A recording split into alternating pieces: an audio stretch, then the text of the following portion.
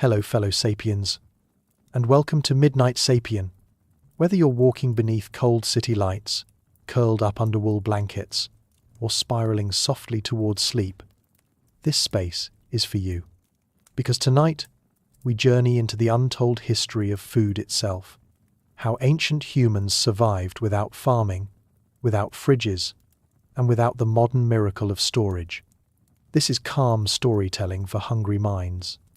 It is the forgotten story of survival across tens of thousands of years, shaped by silence, stone, and the need to eat before the cold arrived.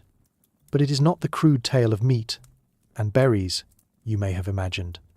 No, the truth is more intelligent, more intimate, and far stranger. And you know, if you're the kind of human who enjoys long-form prehistoric mysteries, poetic science, and storytelling that takes its time, consider tapping like and subscribe. It helps these slow stories reach other curious sapiens out there. Also, what time is it for you, right now? And where in the world are you listening from? If you feel like sharing, leave a comment. Just a quiet reminder that we are all listening together. Oh, and you're completely allowed to fall asleep. The timestamps are in the description if you ever want to find your way back. Now, we begin with the warmth inside a broken bone. Before there were ovens or harvests, before there was bread or broth or even fire rings tucked against rock walls, there was marrow. Deep within frozen bones, marrow waited soft, fat-rich, immune to decay for a short, vital window. It was not abundance. It was the last fallback, when the hunt failed, when meat rotted too fast, when skin stretched tight against ribs, and every footstep meant a choice between burning energy and saving it. Marrow became the food that saved human life from vanishing into the cold. No one farms a mammoth. No one cages a reindeer. There were no granaries, no fridges, no herds waiting beyond the next ridge. In the Ice Age, food was movement. Survival meant constant recalibration between hunger and energy, effort and risk. Fat was not just a bonus. It was the real currency of life. Without it, muscles meant nothing. You could be strong and still die in the cold. Because heat slips from the body with every breath, and no strength can bring it back once it's gone. Fat, not muscle, was the shield, and the bones held it best. So imagine this. A band of humans clustered around a fallen beast, the soft tissue already carved away, the meat already roasted or drying in strips. What remains are bones, thick and heavy femurs, tibiae, even teeth. And now comes the second act. Not waste, but precision. Stones sharpened not for slicing, but for cracking. The bone must be split cleanly, decisively because time is short and warmth is fading. A poor break spills the marrow into the dirt. A clean one reveals a gleaming, pale core, the stored sun of the animal's life, now transferred to human hands. It wasn't a feast, it was survival math. And over generations, this act became more than reaction. It became skill. There are fracture marks on bones, tens of thousands of years old spiral cracks that show intent, not accident. We see the wear on hammerstones, the polish on anvils, the patterns of impact that repeat across continents and eras. The same behavior appears in Neanderthal camps, Homo sapiens shelters, even sites of Homo heidelbergensis. This was not a regional quirk, it was a species-wide adaptation, and it tells us something deeper than technique. It reveals a kind of knowledge passed not in words, but in action. You do not learn how to crack a femur from instinct. You learn it by watching, by failing, by swinging a rock and seeing the bone glance, then swinging again and seeing it split. It is a ritual of precision disguised as a brute act. One mistake, and the marrow is lost. What does it mean that such care was given to a thing so hidden? That inside the hardest material of the body, encased in the thickest bone, lay the most vital reward? And how did early humans come to know it was there at all? Perhaps it began with the observation of scavengers. Hyenas and wolves often gnawed at bones long after flesh was gone, crunching through to get at something inside. Or perhaps it came through desperation, a final attempt, when all other parts had been consumed, and hunger still remained. However it began, once learned, it was never forgotten, because the reward was too great, and the need too constant. In marrow, Ice Age humans found something rare, a calorie-dense, nutrient-rich resource that could be stored, accessed, and consumed with no need for fire, salt, or tools beyond a sharp rock and a steady hand. The act of extracting marrow became a shared rhythm. It happened at kill sites, at campfires, at sheltered rock overhangs, and we see it in the archaeological record. Broken long bones clustered in rings, hammerstones nearby, some bones cracked with precision, others messier, maybe the work of a child or someone learning. In some sites, marrow-rich bones were deliberately stored for later. In others, they were the last things touched, the emergency reserve. It was food not just for the body, but for the mind, a psychological buffer against starvation. To know that bones remained meant hope remained. There was still something to fall back on. It is easy now, in a world of full cupboards and climate control, to overlook the central role of fat. But coal does not negotiate. It strips heat from the skin, drains the muscles, and makes every movement a gamble. In such a world, fat is life. It fuels the brain. It cushions the nerves. It helps the body retain warmth. Muscle, for all its strength, burns fast.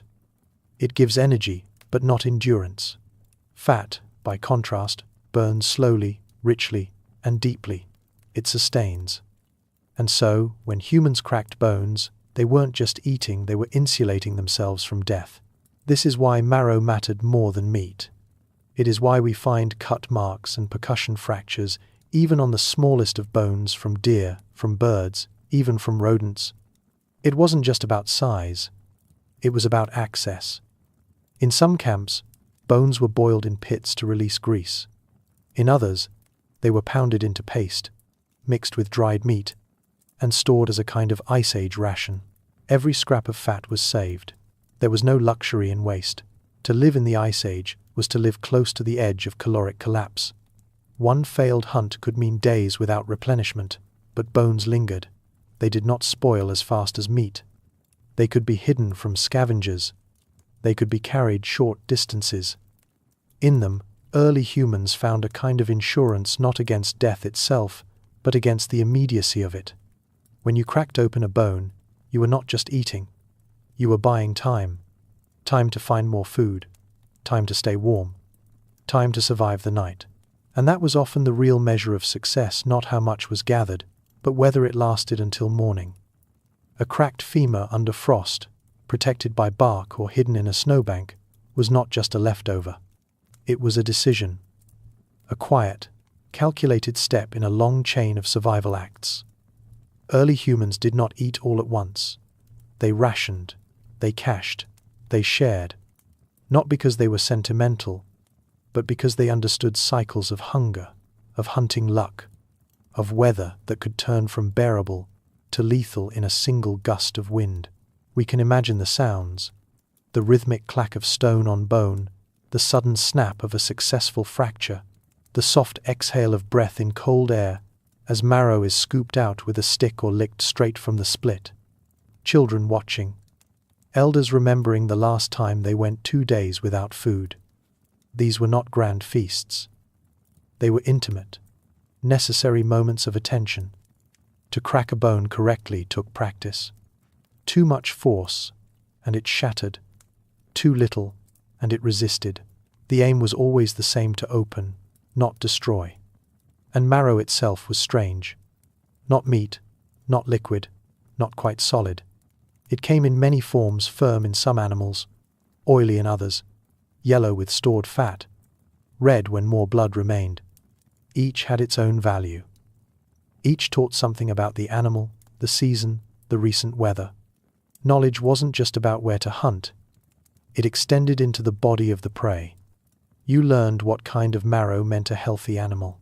You learned what kind meant it was starving, and maybe so were you. This kind of food didn't come wrapped or labeled. It required interpretation. And in that process, cognition deepened. The brain began to associate tools with outcomes. Stones became not just weapons, but utensils. Actions developed sequences. Crack, pry, taste, store. What had once been a chaotic scramble for calories became a method, a craft.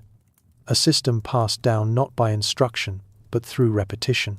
There is something revealing in the consistency of it all. From Spain to Siberia, from the caves of the Neanderthals to the open plains of Homo erectus, we see the same marks. Spiral fractures, percussion points, bones split at just the right angle. This wasn't isolated behavior, it was human behavior, which means it was probably emotional too. The satisfaction of a clean break, the comfort of the rich taste on a freezing morning, the relief of feeding someone else. These acts weren't always spoken, but they mattered, because marrow, in the end, was more than food. It was knowledge made edible. It was survival, compressed into a gesture, one that could be taught, remembered, repeated. And in the Ice Age, that was everything. Not just what you killed, but what you knew to do afterward. Not just the hunt, but the afterlife of the bones. Because once the marrow was drawn and the fat consumed, the bone still had value. It could be reshaped into tools, flaked into points, or sharpened into awls. And this reuse shows us something profound, that even in times of scarcity, nothing was treated as trash. The marrow fed the body. The leftover bone fed the hand. It was an unspoken ethic of efficiency, one born not from philosophy, but from need. At some sites, long after the flesh was stripped, we find bones with deliberate incisions, grooves likely made while prying marrow, but sometimes etched with marks that go beyond utility. Could it be memory? Could the act of marrow harvesting become linked to something more than hunger? A symbol, perhaps, of life's fragility, that deep inside the hard, dead exterior, something soft and vital still remained. It's speculation, but humans are meaning-making creatures. Even the most physical acts can become layered with thought. What is not speculation is the biological consequence. Populations that learned how to prioritize fat survived more reliably in glacial climates. Those that relied solely on muscle meat ran into problems. Lean protein, consumed in high quantities without enough fat, leads to what modern physiologists call rabbit starvation, a condition where the body burns more energy processing the protein than it gains. It results in weakness, nausea, and ultimately death if not corrected. Fat solved this. Marrow was one of the few accessible, storable forms of fat in a world where plants were rare and nuts seasonal, and it was portable. In later periods, marrow, or extracted bone grease, would be combined with dried meat and berries to make a kind of early pemmican of food that could be carried for days, even weeks. It gave hunters freedom. It gave families a buffer. It meant that survival was no longer chained to immediate kills. You could prepare. You could plan. And in the Ice Age, that was revolutionary. This also had effects on social structure. If one member of a group knew how to process bone well, their knowledge became vital. That person might not be the fastest hunter or the strongest carrier, but they were the one who could extract life from what others had missed. In a world where fat equaled survival, that was no small role. It's possible that this helped distribute status in new ways. Not just brute strength, but skill and patience began to matter. And so the bone cracked, drained, repurposed, became a kind of cornerstone, not only of nutrition, but of culture. It connected tool-making, food storage, knowledge transfer, and even emotional memory. Children likely watched their elders split bones and understood, this is how we live. Not by fire alone, not by the hunt alone, but by returning to what is left behind, by knowing where the real nourishment hides, and by trusting that what is hidden is worth the effort. This was the quiet logic of Ice Age survival, not always heroic, rarely triumphant, but rooted in attention to the land, to the body, to the rhythms of decay and preservation. In a world of scarcity, survival belonged not just to the strongest, but to the most observant.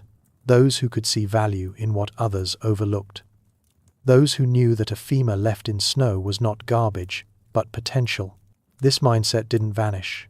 We see its legacy in later traditions in grease extraction among Arctic peoples, in marrow recipes passed down through steppe cultures. In the reverent way some hunter-gatherers still speak of animals they consume. It is a respect born not of sentiment, but of proximity to loss.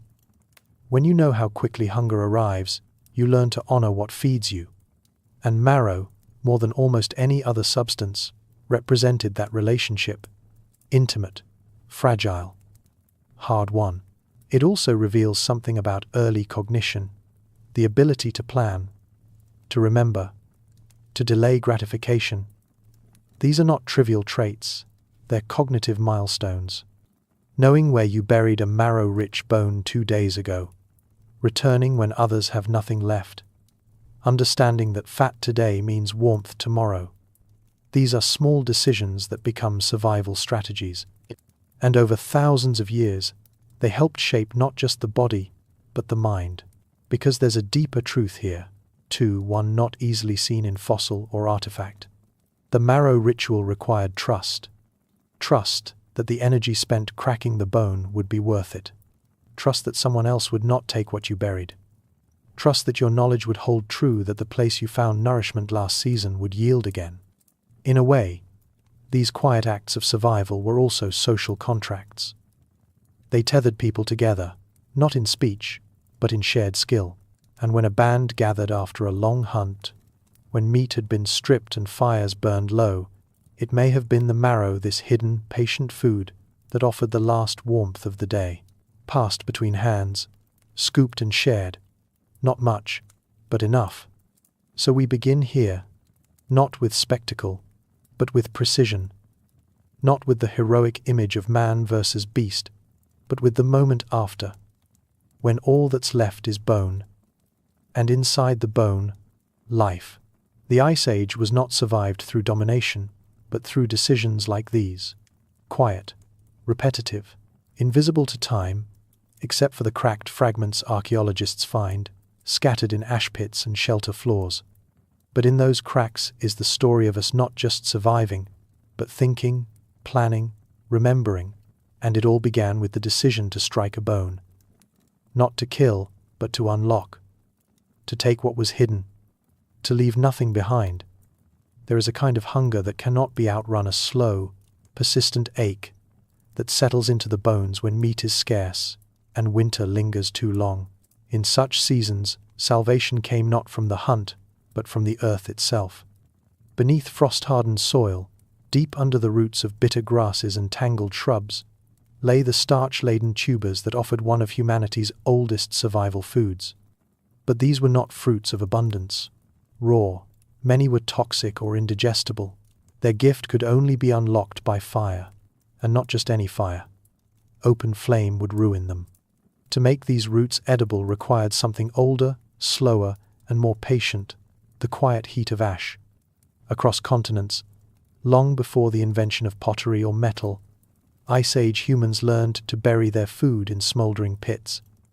Ash ovens, simple depressions lined with hot coals and covered with soil and stones. Into these wombs of warmth went tubers, bulbs, and fibrous stems. Hours passed. Then came the reveal. Soft, fragrant, transformed.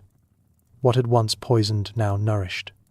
It was chemistry conducted in silence, under the sky, by people who could not name the molecules they were mastering, only trust the wisdom encoded in tradition.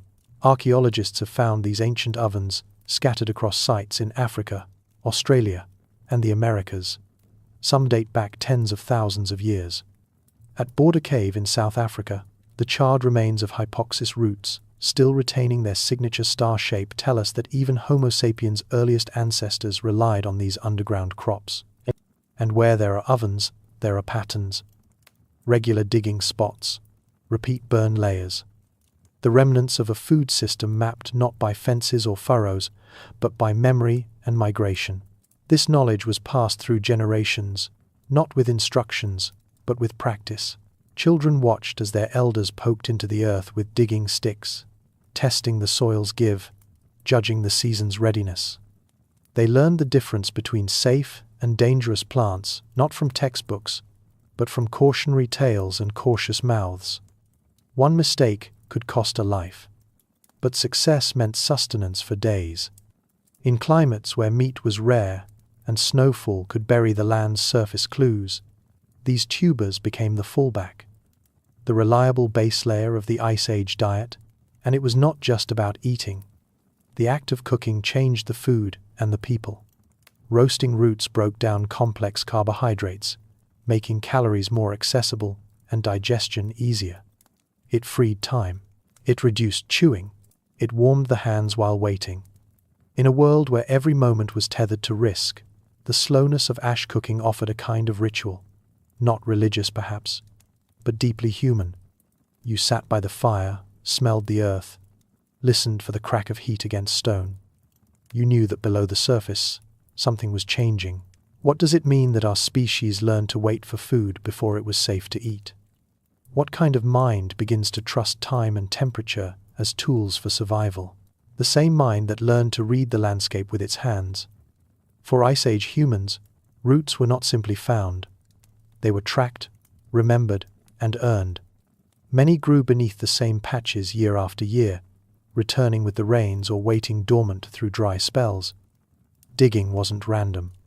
It was guided by ancestral knowledge where water pooled in spring, where certain shrubs grew above edible bulbs, where fire had passed the season before and cleared the brush for easier access. Across continents, we find these stories written into the soil. In Australia, Aboriginal groups still use fire to clear land for yam collection, a practice with roots that may go back tens of thousands of years. In North America, camas bulbs were harvested en masse by digging women who knew precisely when the flower stalks faded and the sugars were ripe. In Africa, geophytes with names long forgotten in European tongues were staples across dry plateaus. And in the Amazon, contrary to the popular image of a jungle untouched, the soil itself was transformed, enriched with biochar and waste to support edible root crops over generations. These were not agriculturalists in the modern sense, but they were engineers of wild abundance. Root foods were slow foods. They demanded patience.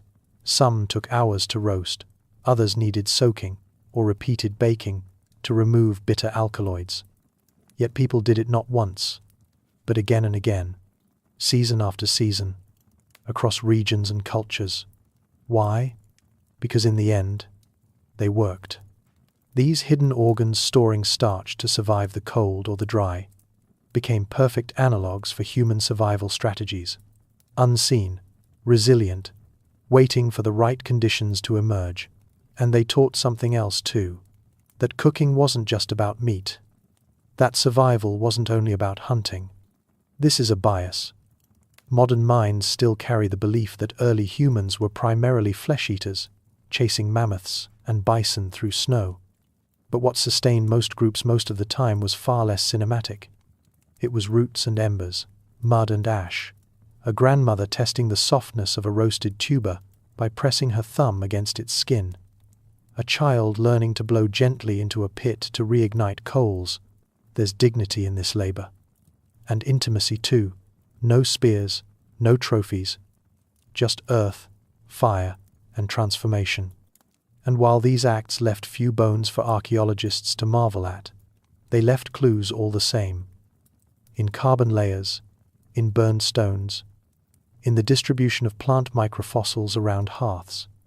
A handful of charred starch grains in a sediment layer can say more about persistence than a cache of weapons, because they tell of meals that nourish the whole group. Quietly, reliably, these were foods without glory, but with memory, cooked slowly, shared completely, and forgotten only because they left no skeletons to remember them by. Yet their impact remains, written into the evolutionary record. Cooking, especially of starches, reshaped human biology.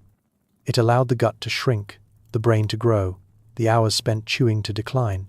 Even before the first pots or pans existed, the shift from raw to cooked food rewired the human story.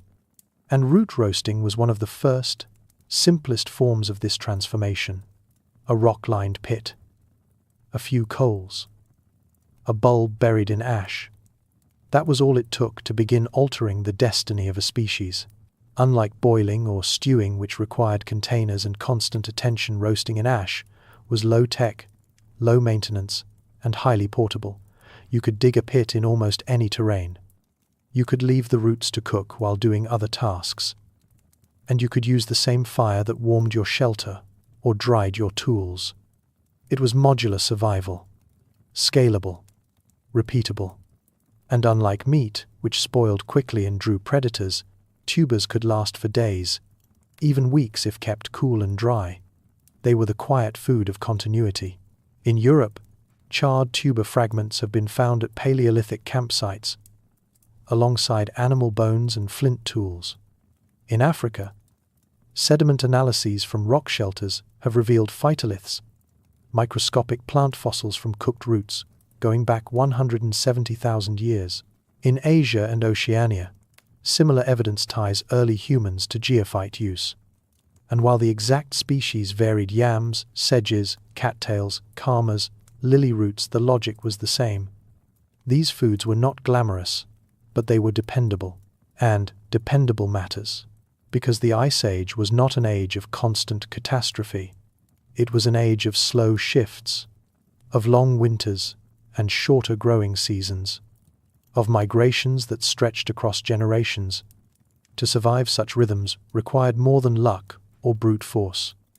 It required calibration, knowing what would grow where, what would come back, what would poison unless treated, and how long to wait before digging. This was a form of knowledge rarely recognized in the heroic images of prehistory. But it was no less demanding. To feed a group not just today, but next week. To predict when the roots would be ready. To prepare ash ovens when fuel was scarce. This was intelligence. Not the kind you write down, but the kind you pass on by doing. Gesture by gesture, season by season, fire by fire. Even today, some indigenous communities retain the knowledge of these foods. Their cooking methods are not relics.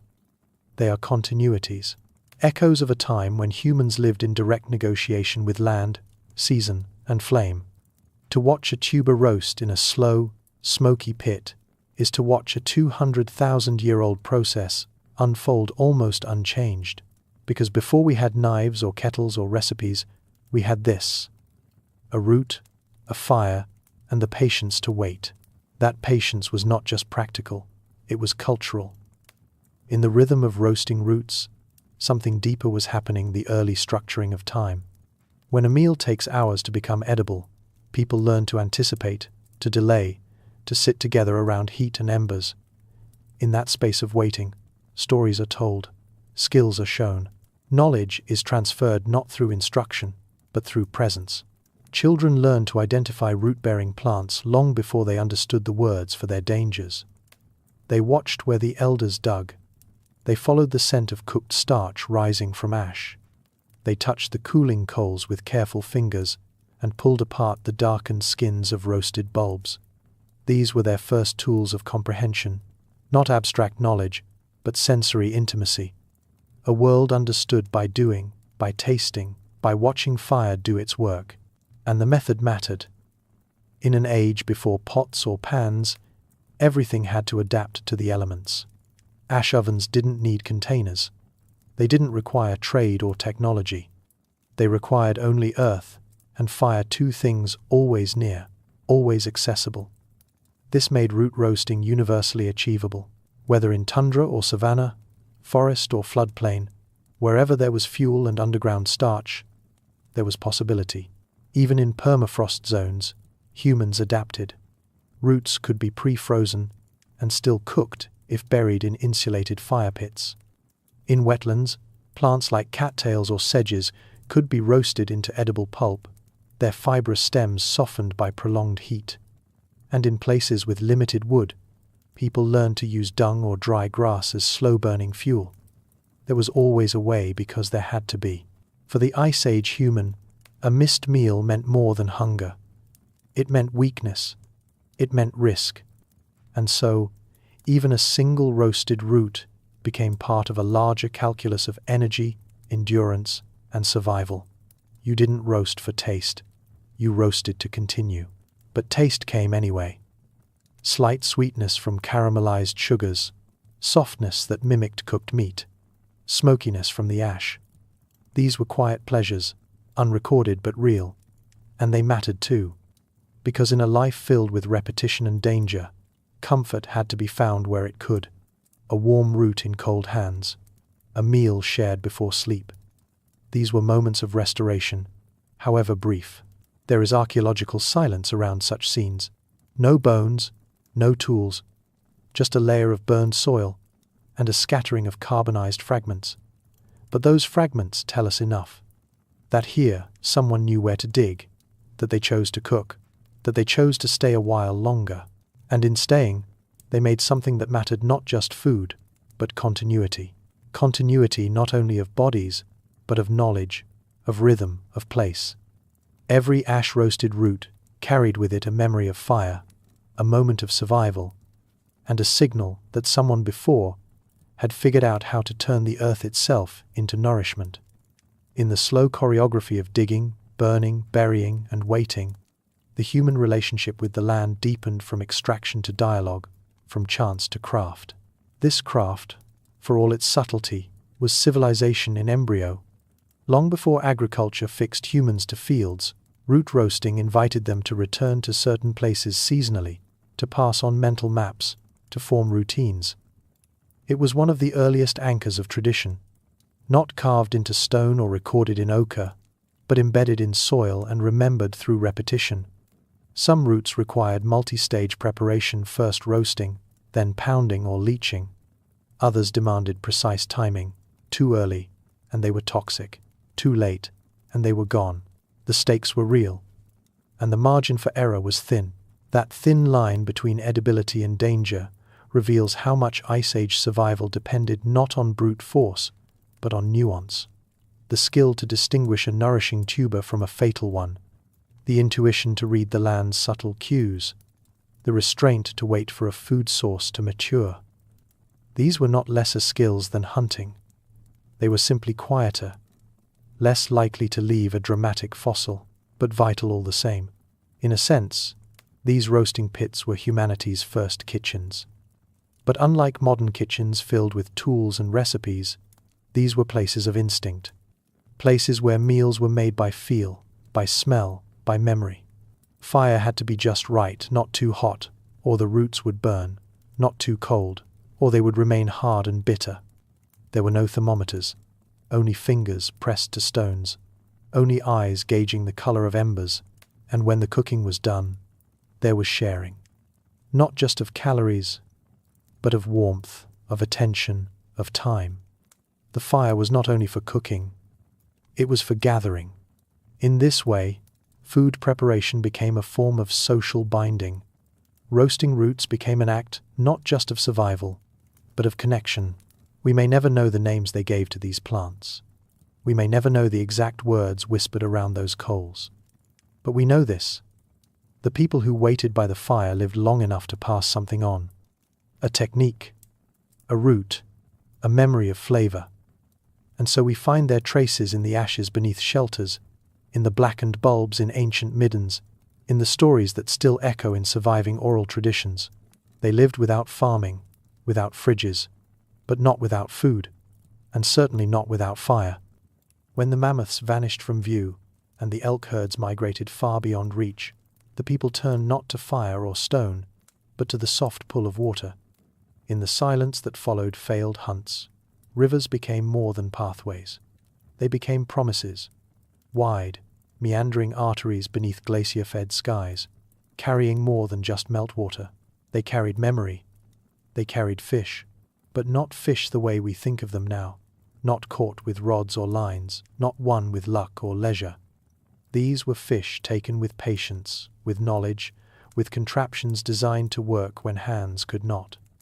Along the edges of swollen streams and braided deltas, humans laid their quiet traps, not to chase, but to wait. Basket weirs woven from reeds and willow branches. Stone dams curved across narrow points, channels shaped not by accident but by design. These were not primitive inventions. They were hydrological insights encoded in sticks and stone. How many days did it take to understand the current? How many lost meals before someone saw the rhythm in the flow? There was no room for mistakes. Not when each caught fish could mean an extra night of warmth, another breath spared. The art of Paleolithic fishing was born not in abundance, but in desperation. Not in ease, but in adaptation. The further north one went, the more vital these quiet harvests became. Salmon, char, grayling creatures with their own seasonal clocks, moving upriver like clockwork toward cold spawning grounds. And with them, humans moved too, setting up camps not randomly, but according to the fish calendar. Life, arranged by gills and scales. What tools remain are subtle. Fish bones in cave layers, charred scales in hearths. Tiny barbs carved from bone, too fragile to serve as weapons, but just right for snaring fins. Yet the absence of metal, the lack of preserved nets, has often blinded us to the sophistication of these techniques. These people were engineers of flow, designers of patience. They read the rise of riverbanks, the swirl of eddies, the migration of prey, not from books, but from years of kneeling beside water, watching, listening, learning how water forgets nothing, and gives only when asked the right way. And when the fish came, they came in pulses, not one at a time, but in hundreds. A sudden windfall that demanded new problems to solve. How to keep what cannot last. How to save a glut of life in a world that punishes waste. This was not a modern concern. It was an Ice Age dilemma. And from this dilemma, a second invention emerged: the fire, not for warmth, but for preservation. Drying, smoking, hanging fish along racks until the flesh tightened and the fat retreated into itself. Until a perishable thing became portable. The fish, no longer slippery and quick, became time-made edible. A future, folded and stored. What does it mean when survival depends not on the kill, but on the wait? It means a different kind of intelligence was required. One not of pursuit, but of presence. One that tuned itself to the subtleties of flow and season, to the patience of watching water darken with shadow before movement broke the surface. Fish did not roar or stampede. They shimmered. They flicked. And to catch them, one had to mirror their silence. In that quiet, Paleolithic people became masters of preservation. A fresh catch was a brief fortune, but a dried one was strategy. Flesh was sliced thin, then stretched on racks of branch or bone. Smoke was used not just to flavor, but to guard against rot, flies, and time. In wind-sheltered alcoves or sunlit rock shelves, fish became more than food. They became storage, insurance, a promise that when the rivers froze, there would still be something left to chew. Some techniques used only smoke, others, a combination of sun and air. Some cultures used slow, low fires that smoldered for days, infusing meat with preservative oils. Others relied on cold, dry winds, letting the environment itself become the preserver. There were no freezers, but there were clever hands, attentive eyes, generations of testing, failure, and adaptation. In northern regions, caches of dried fish were sometimes hidden in stone hollows or elevated on poles to avoid scavengers. Arctic and subarctic peoples carried similar techniques into the historical period, suggesting deep ancestral roots. This was not improvisation, it was inheritance. And the smoking fire became a kind of hearth in itself, a center not for comfort but for planning, for making hunger manageable. Even the waste had purpose. Scales could be burned for fuel, bones used in tools or rituals, oil-rich scraps fed dogs, or were rendered into fat. There was a completeness to the process. Nothing left to spoil, nothing taken for granted. This attitude toward fish reflected a broader Ice Age logic. Everything had to earn its place. Every calorie preserved was a future step secured. But perhaps most telling is how central fish became in regions where game animals had grown scarce. In places like the Upper Paleolithic sites along the Meuse and Danube, layers of fishbone rival those of large mammals. In the Japanese archipelago, evidence from Jomon sites suggests complex fishing cultures well before agriculture arrived. Even in areas less known for aquatic abundance, seasonal fish runs were anticipated and exploited, with humans arriving not randomly, but deliberately, following migrations like ghosts of the water. These were not accidents. These were economies. And in these economies, fish were more than meat. They were rhythm. They were anchor. They tied families to river mouths and valley floors, to inlets and oxbows, to cold spring-fed streams and summer shallows. They shaped migration routes. They built memory into the landscape. Where the land gave little, the rivers remembered, and so did the people. Not with writing, not with maps, but with return, with the yearly migration of bodies alongside the fish they followed. Generation after generation, children were brought back to the same bends in the river, the same gravel bars where the water grew still and shallow.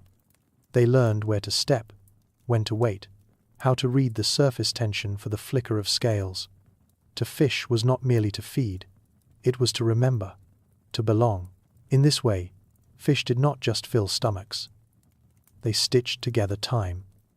They offered continuity in a world that was otherwise restless, dangerous, and shifting. This is perhaps why fish remains begin to show up more heavily during climatic downturns, during colder, leaner periods, when large game grew scarce and uncertain.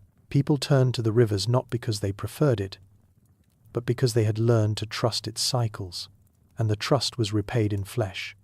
Not red like mammoth or deer, but pale, firm, oily. Fish offered a different kind of sustenance, high in protein, rich in omega fats, dense with nutrients often missing from cold climate diets. In coastal areas, shellfish and marine species added iodine, calcium, and vitamin D.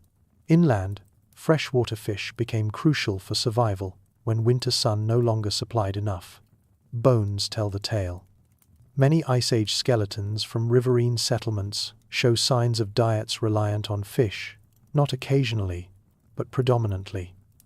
This was not backup food, it was foundation, and it had consequences.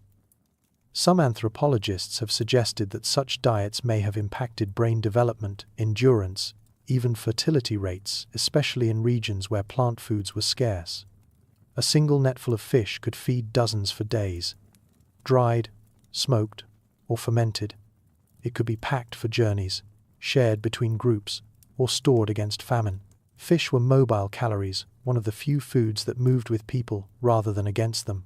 The importance of fish is also visible in ancient ritual. In some graves, fish bones were placed alongside the dead, not as trash, but as offering. In Magdalenian culture, fish-shaped carvings appear in ivory and bone. In Siberia, shallow fish traps made of stone have been dated to nearly 15,000 years ago, their curves still etched into frozen tundra. These are not the marks of amateurs. They are the fingerprints of people who understood water as intimately as they understood the hunt. And this understanding was deeply gendered and communal. While large-game hunting skewed toward male groups, fishing often involved entire camps. Children learned by helping. Elders contributed with strategy. Women were central to processing and preservation. In these moments, food and community were one, because in the Ice Age, survival was never a solo act. It was a shared river, a circle around the fire, a net pulled in, together. That image, a woven tool heavy with life, hauled from cold water by many hands, is perhaps one of the oldest illustrations of human cooperation. Fish blurred the lines between roles. Unlike the solitary tension of the bow or the sudden finality of the spear, the net and the trap required planning, patience, and people. They demanded an understanding not just of the prey, but of each other, and so fishing became a kind of social glue, not in the loud, performative way of feasting or the hierarchy of the hunt, but in quiet, shared tasks. Repairing a basket weir together, tending a smoke rack through the night, teaching a child how to feel with bare hands under stones for darting fish. These were intimate acts. They built knowledge across generations, not in lectures or commands, but in repetition, in gesture, in rhythm. We see echoes of this even today, in the few remaining traditional fishing societies groups who pass down their techniques not through words, but through demonstration, who sing to the tides, or name the eddies, or mark their seasons by when the fish turn silver. It is a form of literacy older than writing a literacy of water, and in the Ice Age, this knowledge had to be incredibly precise. Different species required different strategies. Eel traps worked where salmon weirs would fail. In arid regions, fish might be smoked over thornbush fires that left no trace. In colder zones, ice fishing techniques may have existed using bone hooks or sharpened points to probe holes in frozen surfaces. We cannot know every method, but we know from bone assemblages that no two rivers were fished the same way. This was not a one-size-fits-all survival method. It was tailored, tuned, and tested in place. Sometimes, the tools themselves are all that remain. In peat bogs and clay beds, archaeologists have uncovered fragments of fish baskets coiled and woven, reinforced with bark strips. Some show evidence of repair, patchwork mending with sinew or plant fiber. These weren't disposable tools. They were investments, and perhaps even possessions passed from one generation to the next. And like so much in the Ice Age, timing was everything. Fish were not always there. You had to know when to wait, when to travel, when to return. Miss the spawning run by a week, and a group might go hungry for months. But time and the keeping of it is something humans mastered early. We built our calendars not from stars alone, but from rivers, from the return of the fish. This makes fishing not just a means of nourishment, but a deep-time relationship with landscape, a conversation with moving water, one that required memory, discipline, and humility. To wait beside a river is to admit dependence, to cast without hook or line, trusting the trap to fill. And when it did, it was not luck. It was knowledge embodied, not just in the hands that built the traps or the feet that found the shallow bends, but in the bodies themselves, shaped by what was eaten, by what was absorbed from water and flesh and bone. Fish left their mark on Ice Age humans not just as meals, but as chemistry. Bones thickened by minerals, joints softened by fats, brains nourished by long-chain oils that could not be found in meat alone. In a world of hunger, fish were brain food, and that mattered, not because intelligence was a luxury, but because reading the land, predicting the seasons, and coordinating action all demanded cognition. In some sense, survival was a mental game.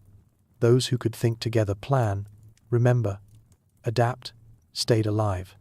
And fish, quiet and slippery though they were, helped power that capacity. But their contribution wasn't just biological, it was also cultural. Alongside preserved meat and foraged roots, fish provided a rare blend of portability and abundance. That made them perfect for gatherings. When rivers swelled with the melt of spring, groups that had spent winter isolated sometimes returned to the same water sources, not by coincidence, but by design.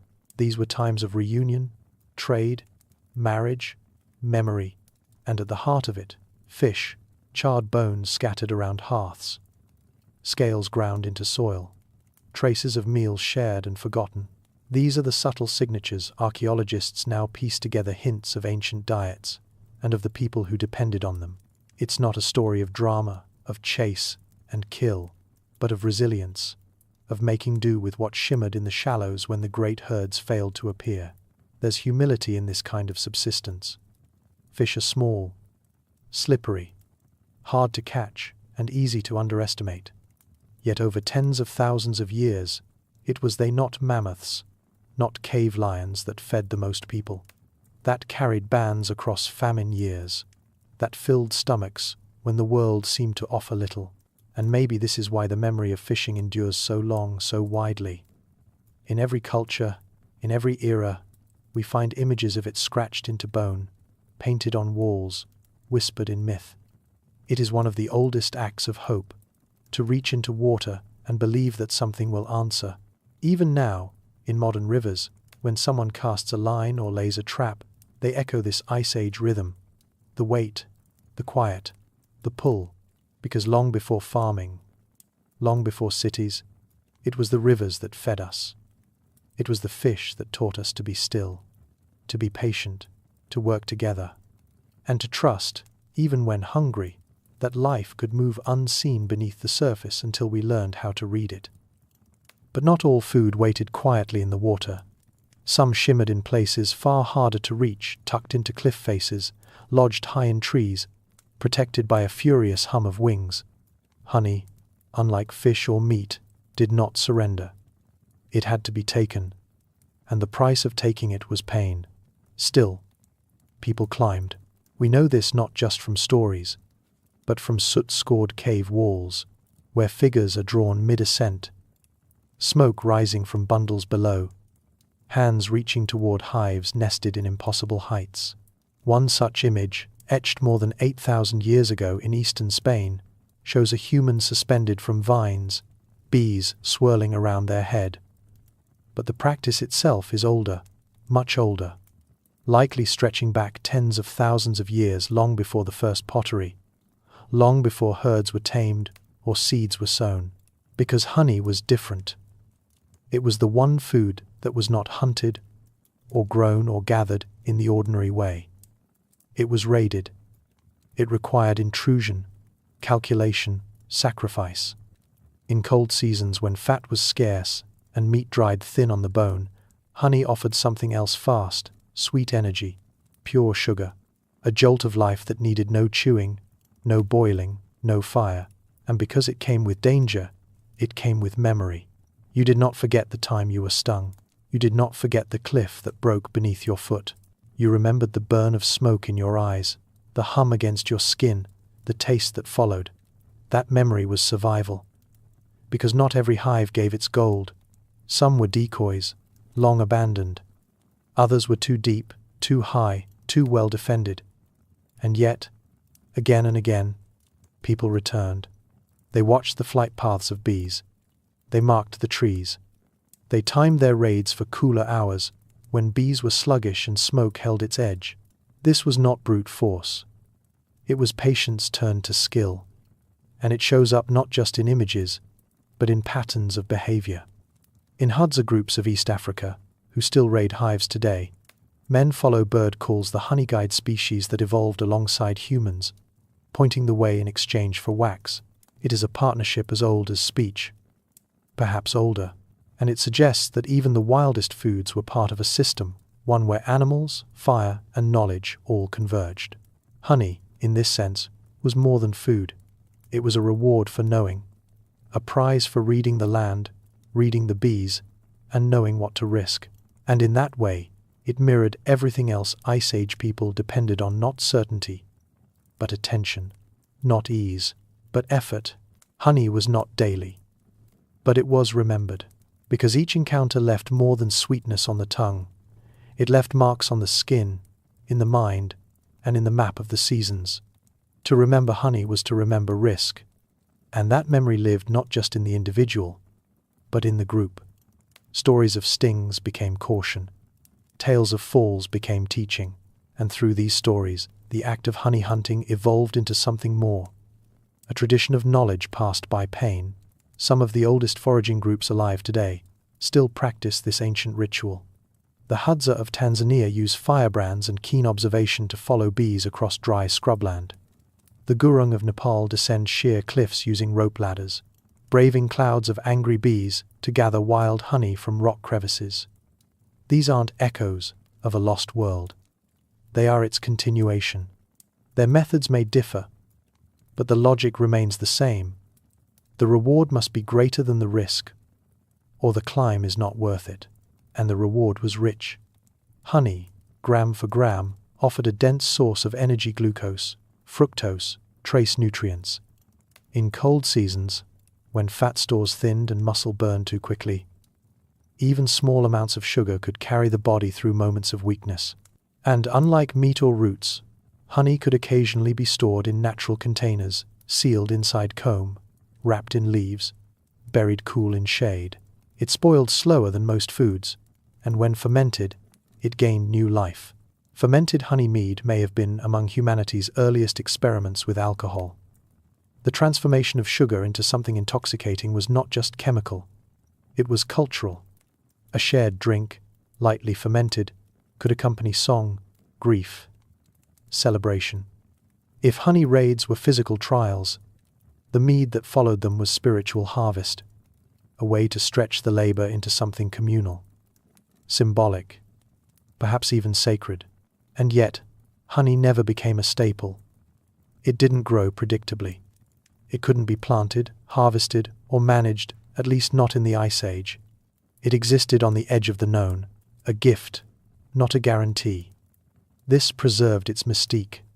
In a world ruled by cold logic and biological necessity, honey stood apart an indulgence, but also a reminder that not everything humans pursued was strictly utilitarian. Some risks were taken for beauty, for sensation, for sweetness alone. Even in burial sites, beeswax residue has been found on tools or containers, suggesting not just use, but intention. It may have sealed pots, softened hides, scented the air. These fragments tell us that honey was more than food. It was an atmosphere, a trace of warmth in a cold world, a scent that clung to memory long after the fire dimmed. It was rare, it was dangerous, it was sweet, and so it became a signal not just of nourishment, but of timing. The ability to track honey meant more than a treat, it showed awareness. It meant you were tuned to the invisible shifts in your environment, that you noticed which flowers bloomed earliest, that you remembered where last year's hives had clung to the cliff or nestled high in the birch, that you returned at the right moment, not too soon and not too late. In this way, honey hunters were also quiet ecologists, listening to the land's unspoken cues. This attunement mattered more than tools. You could not force a hive to yield.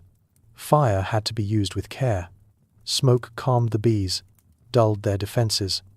Too much, and the comb would melt, the honey scorched or lost. Too little, and the swarm would drive you back, stinging your face, eyes, hands. The trick was not violence, it was rhythm. Approach slow, apply, smoke gently, cut only what you could carry, leave enough for the colony to survive. In this, honey hunting was an early form of restraint, of sustainability, of knowing how much was enough. That balance gave honey symbolic weight. In rock paintings, honeycombs and bees appear not just as objects, but as metaphors. Some are drawn near sunbursts or stars, linking sweetness with light. Others show figures ascending not in violence, but in yearning, climbing for something just out of reach. These images may echo a broader theme, that honey stood for reward through effort. That sweetness could only be earned through risk, knowledge, and pain. And so, among Ice Age people, honey became part of a seasonal calendar, a marker of late spring or summer. Its arrival signaled a brief surplus, a moment to recover, to share. For groups often caught in the cycle of scarcity, this mattered deeply. A full comb could lift morale. It could be given to elders too weak to chew meat, or to children sick with fever. It offered not just sugar, but morale. A reminder that not all survival was grey and cold. Sometimes, the value of honey was deferred. A hive discovered late in the season might be marked, then left alone to grow, to thicken, to mature. A return weeks later meant more wax, more honey, perhaps even larvae. These larvae, while perhaps repulsive to modern palates, were rich in fat and protein. Eaten raw, roasted, or stirred into mash, they offered dense nutrition.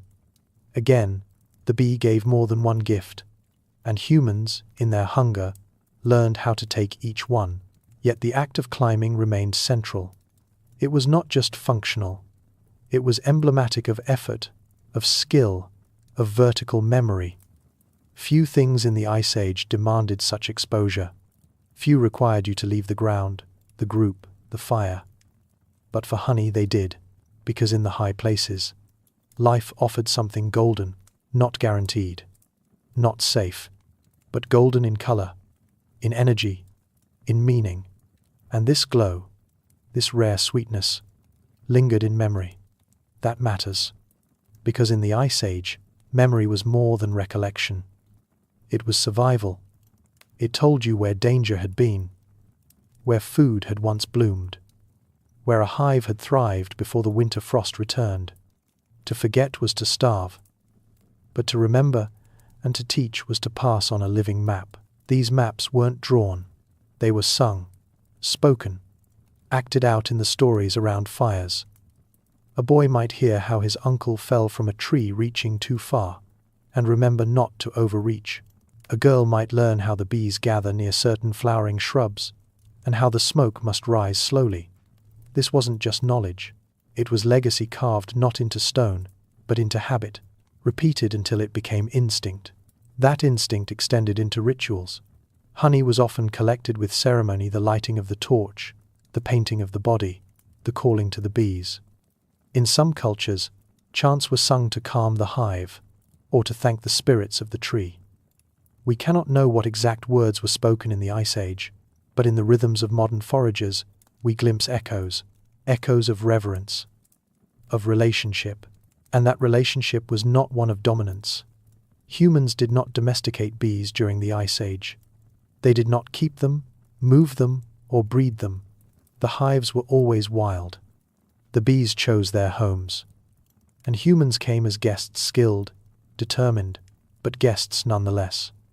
To take too much was to invite stings, collapse, loss. The hive was a teacher as much as a prize. Sometimes the price was high. Cliffside honey raids claimed lives. Swarms disfigured faces. Eyes were lost, fingers broken.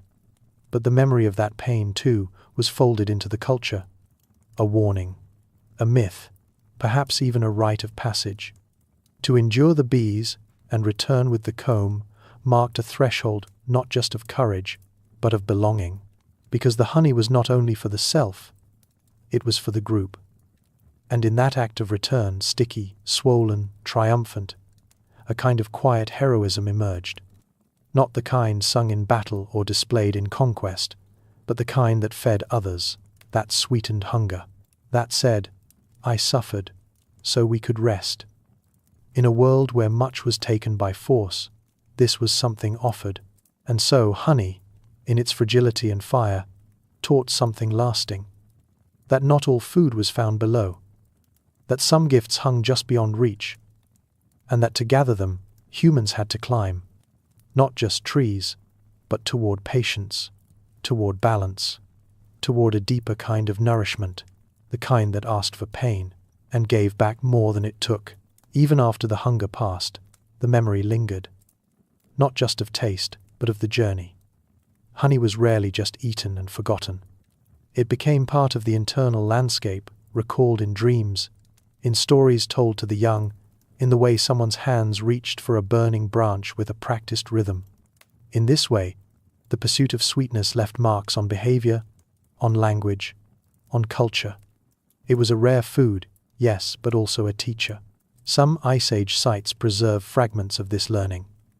In rock shelters across southern Europe and northern Africa, red ochre and beeswax have been found together, an improbable pairing that hints at ceremony. Beeswax softened pigment, made it easier to shape into marks, and in those marks, perhaps the human hand was trying to preserve not only symbols but sensation, a memory of sunlight, of sugar, of risk endured, and reward received. In tropical and temperate zones, where wild bees thrived, seasonal patterns became intertwined with foraging routes. Groups timed their migrations not only to follow herds or find ripening roots, but to reach cliffs or trees when honey might be ready. These places became part of the mental geography known, returned to, spoken of with the quiet reverence usually reserved for water sources or shelter. In the Ice Age, a good hive could be as valuable as a spring, perhaps even more. And unlike other sources of food, honey held up over time. Dried meat spoiled, nuts could rot, even marrow turned rancid. But honey, if sealed, if cool, endured. This gave it value far beyond calories.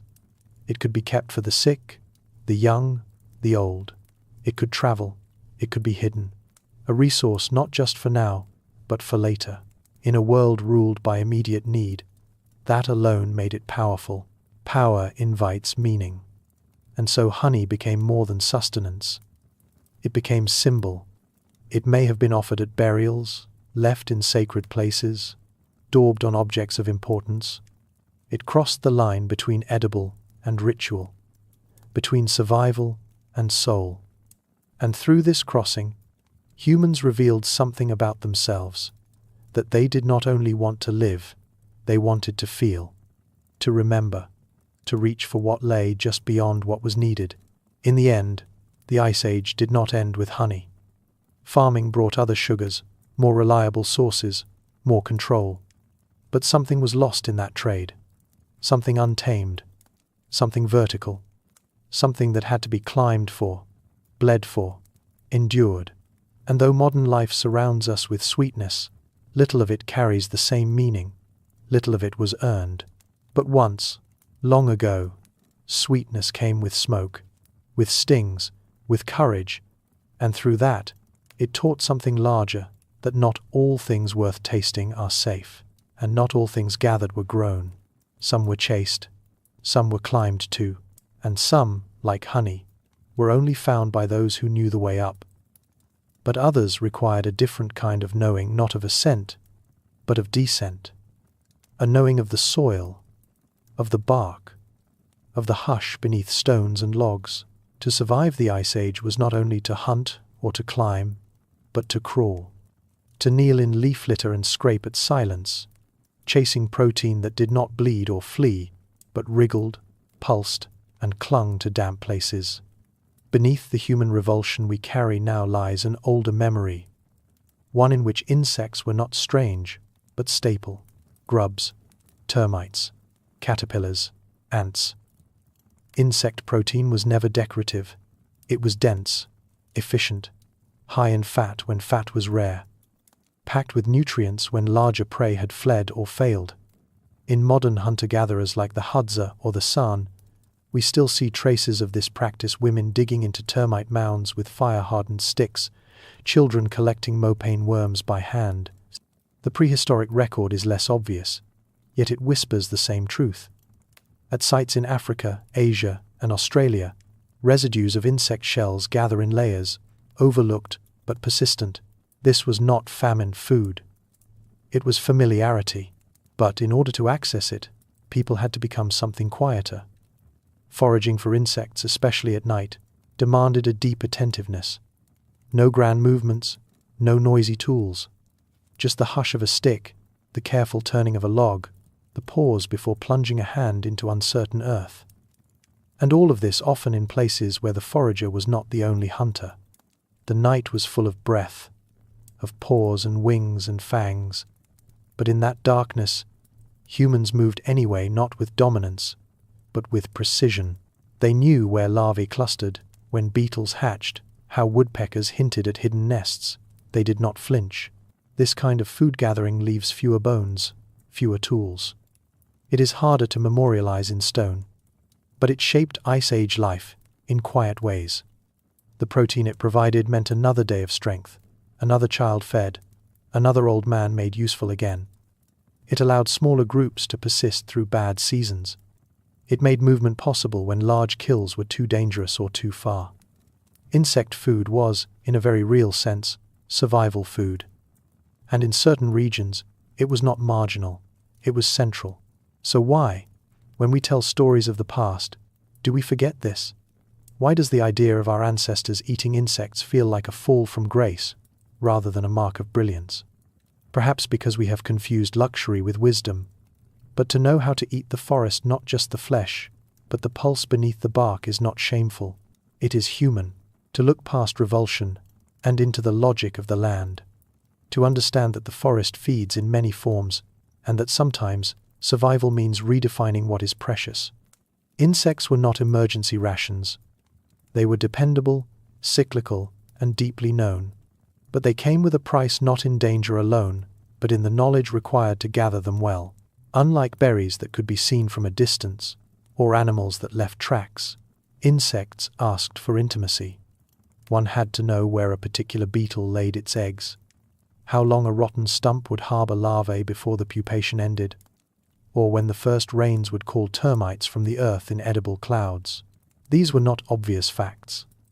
They were learned slowly, shared, carefully passed from mouth to ear like a quiet chant. In places like prehistoric China, excavations have revealed grinding stones with traces of insect chitin, suggesting mass preparation. In parts of Europe, burned layers at cave sites hold the crushed remnants of beetles, not swept aside, but collected. In Africa and Southeast Asia, even today, seasonal festivals are built around these once overlooked foods. The flying ant swarms, the cricket harvests, the glow of larvae under stripped bark. These aren't accidents of poverty. They are traditions of insight. But to forage at night in a world where saber-toothed cats, hyenas, and even giant snakes hunted in the same shadows required more than technique. It demanded quiet bravery. The kind of courage that doesn't announce itself, but crouches low, barefoot, feeling the shift in temperature where insects burrow. A certain patch of earth feels warmer. A log sounds hollow. A scent lifts from the ground like memory. And so they dig, these Ice Age foragers, with fire-warmed sticks or bare hands, pulling life from places most would overlook. And all of this, the knowledge, the danger, the timing, could not be done alone. Night foraging was often quiet, but not solitary. Small groups worked together, one watching, one gathering. Mothers taught daughters. Older siblings taught younger ones. And sometimes, when the silence was too thick, a song was hummed not for beauty, but rhythm, to keep time, to warn of bears. There is a reverence in this kind of eating, not of ceremony, but of closeness, because when you eat the insects of your forest, you are not separate from it. You are participating in its smallest circulations, its hatchings, its decompositions, its hum beneath bark. Insects fed the birds, who fed the foxes, who fed the people. To eat from the base of the web was not to be desperate. It was to be attuned, and in that attunement lay an advantage that many would overlook, but few could do without. Because for Ice Age humans, especially in lean seasons or unpredictable climates, insects offered something few other foods could: consistency. While large game might migrate, vanish, or fight back, insects were embedded in the land itself. They came with the warmth of spring, with the rot of fallen trees, with the bloom of certain plants. If you paid attention, they came like clockwork, and they brought more than calories.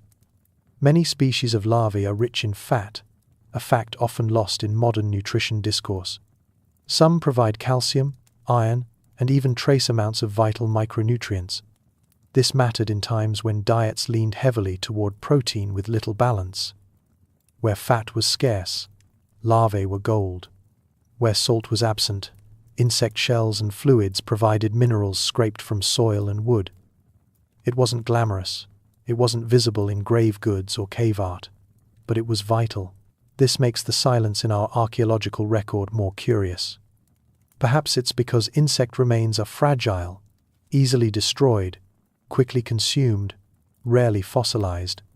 Or perhaps it's because the modern mind resists the notion so completely that we've failed to ask the right questions. But in recent years, ethnographers and archaeologists have begun to reframe the narrative. They look not just for bones, but for traces, soil chemistry, residue on tools, patterns in hearths that suggest smaller bites. What they're finding is not occasional use, but recurring behavior. And still, our revulsion lingers. Insects are so closely tied to decay in our minds that we rarely imagine them as nourishment. But in doing so, we ignore what Ice Age humans understood, without judgment. That hunger is not aesthetic. It is pragmatic. The revulsion we feel is not innate. It is taught, and it can be untaught. Some indigenous groups, even today, still carry this understanding. In the Amazon, the fat, slow-moving larvae of the palm weevil are considered a delicacy. In Australia, the witchetty grub remains an ancestral food, prized for its buttery texture and sustaining power.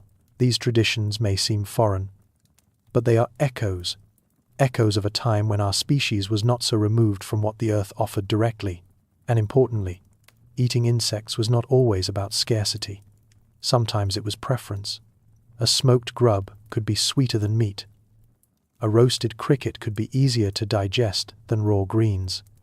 During the Ice Age, when fires were precious and bellies uncertain, people learned what worked, and insects, as it turned out, worked well. Even in death, they returned the favor. Insects recycled the forest, cleared carcasses, fed birds. They reminded humans of decay and renewal of the cycle they too belonged to. To eat them was not to break that cycle, but to acknowledge it. A lesson that only comes when you kneel close to the earth and listen. Because for all their smallness, insects taught Ice Age humans a large truth, that survival did not always come in grand gestures or heroic hunts, but in quiet attentions. Insects required no chase, no spear, no fire, only knowledge, timing, and care. And foraging for them became not only a way to feed the body, but to train the senses. It sharpened perception. It rewarded patience. It gave structure to the day and even to the dark. Among the Hadza of East Africa, a group whose foraging lifeways echo Paleolithic rhythms, honey, grubs, and termite eggs remain part of the seasonal diet. Their methods poking into hives, tapping logs, watching bird behavior are not instinctual, but inherited, passed from elder to child, shaped by experience, and tuned to the fluctuations of an unforgiving landscape. It is not hard to imagine a similar exchange 20,000 years ago, as fathers showed sons how to peel away bark, or mothers taught daughters to distinguish between the buzz of danger and the silence of reward. And yet, this knowledge was not static. It traveled. When people migrated, they carried with them a catalogue of cues. What insect calls signaled hatching, what soil color revealed burrows, what season brought what wing. They adapted their understanding to new ecosystems, new prey, new rhythms. Across the globe, from the highlands of Papua to the woodlands of Europe, insect foraging strategies evolved with the land itself. Some foraged at dusk, when the predators slept and the grubs surfaced. Others waited until dawn, using the rising sun to flush out termites from their mounds. Some used smoke to drive insects from logs. Others used water, flooding small patches of soil to coax worms upward. These were not random tricks. They were honed tactics, experimental, repeated, shared, and not just among humans. Ice Age people watched the animals too. Bears peeled trees for beetles. Birds followed ant trails. Some primates even used sticks to fish for termites. Observing this behavior didn't make humans less capable. It made them more so.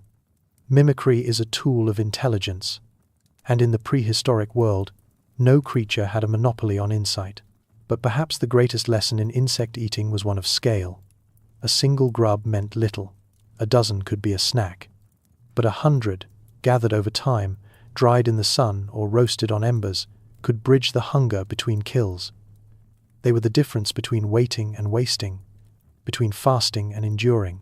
To eat insects was to understand that survival was not about domination, but adaptation.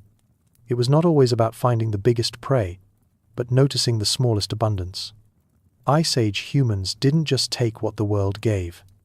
They looked deeper, dug lower, stayed quieter, and in doing so, they discovered meals where others saw only mud, rot, and wings. The Ice Age was not a time of abundance. It was a time of cleverness, of grasping at whatever thread could be turned into sustenance.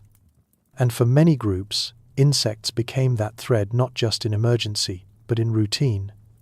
Not as fallback, but as plan. Insects were not the food of the desperate. They were the food of the watchful, the precise, the quietly persistent. But to understand that fully, we must imagine the act itself. Picture a man crouched beside a hollow log in the early light, the air cold and still, his fingers feeling along the bark for softness, for signs. There is no spectacle, no violence, no feast. Only a few careful movements, a flake of wood peeled back, the slow reveal of wriggling white forms. He is hungry, but not rushing. This is not a moment of shame. It is a moment of calm expertise. He selects the fattest ones, places them in a pouch. Perhaps some are eaten immediately, still warm from the log. Others will be roasted later, crisped on stone or fire-wilted leaves. The day continues. In archaeological terms, little of this remains. There are no bones to speak of, no shells to stack in middens. What is left are the tools, the pointed sticks, the shallow scrapers, the fire, blackened hollows in ancient hearths. These hint at a quieter culinary tradition, one that has survived only in echoes, in the lifeways of indigenous peoples who still know where to find nourishment in the ground's smallest corners. For modern audiences, these practices can be difficult to reconcile with the image of prehistoric man as a spear-wielding mammoth hunter. But that image is incomplete. The mammoth was rare. The grub was dependable. One fed the story, the other fed the stomach. And that stomach had rules. It could not survive on lean meat alone. It needed fat. It needed diversity. It needed what insects offered: soft tissue and hard shell, protein and oil, the minerals of the soil transmuted into crawling form. And perhaps, in some quiet way, it also needed the ritual, the going out, the kneeling down, the patience, because this too was part of Ice Age food knowledge, that not all value was visible, and not all food was large. That survival did not always reward the boldest gesture, but often the smallest insight. Insects offered that insight. They blurred the line between decay and nourishment, between revulsion and reward. They invited humans to look again, to think differently, to stay open. And when we do that now, when we imagine them not as pests but as partners in the deep story of human survival, we come a little closer to those who walked before us, to those who did not waste what moved underfoot, to those who knew that even in the darkest bark, something might be waiting to keep you alive. The cold was not only a threat, it was a tool. In a world without salt, without clay pots, without the long-term heat of ovens, preservation required something else. And the Ice Age delivered it in abundance. Snow, ice, frozen caves, shade that lingered long after the sun had moved on. Humans learned to read the land not just for what it gave in the moment, but for what it could guard across time. Imagine the kill, a reindeer, fallen at last. The air is sharp, the ground hard. Blood sinks into frostbitten soil. But the feast cannot be finished in a day. The group is small, the meat vast. And so begins a second labor, not of hunting, but of hiding. Cuts are wrapped in hide or bundled in grasses, then lowered into pits dug by hand and stone. Others are wedged into high crevices, where wind and shadow keep flies away. In places where the snow never fully melts, meat is cached, like memory frozen into the landscape, waiting for leaner weeks. This was not mere instinct.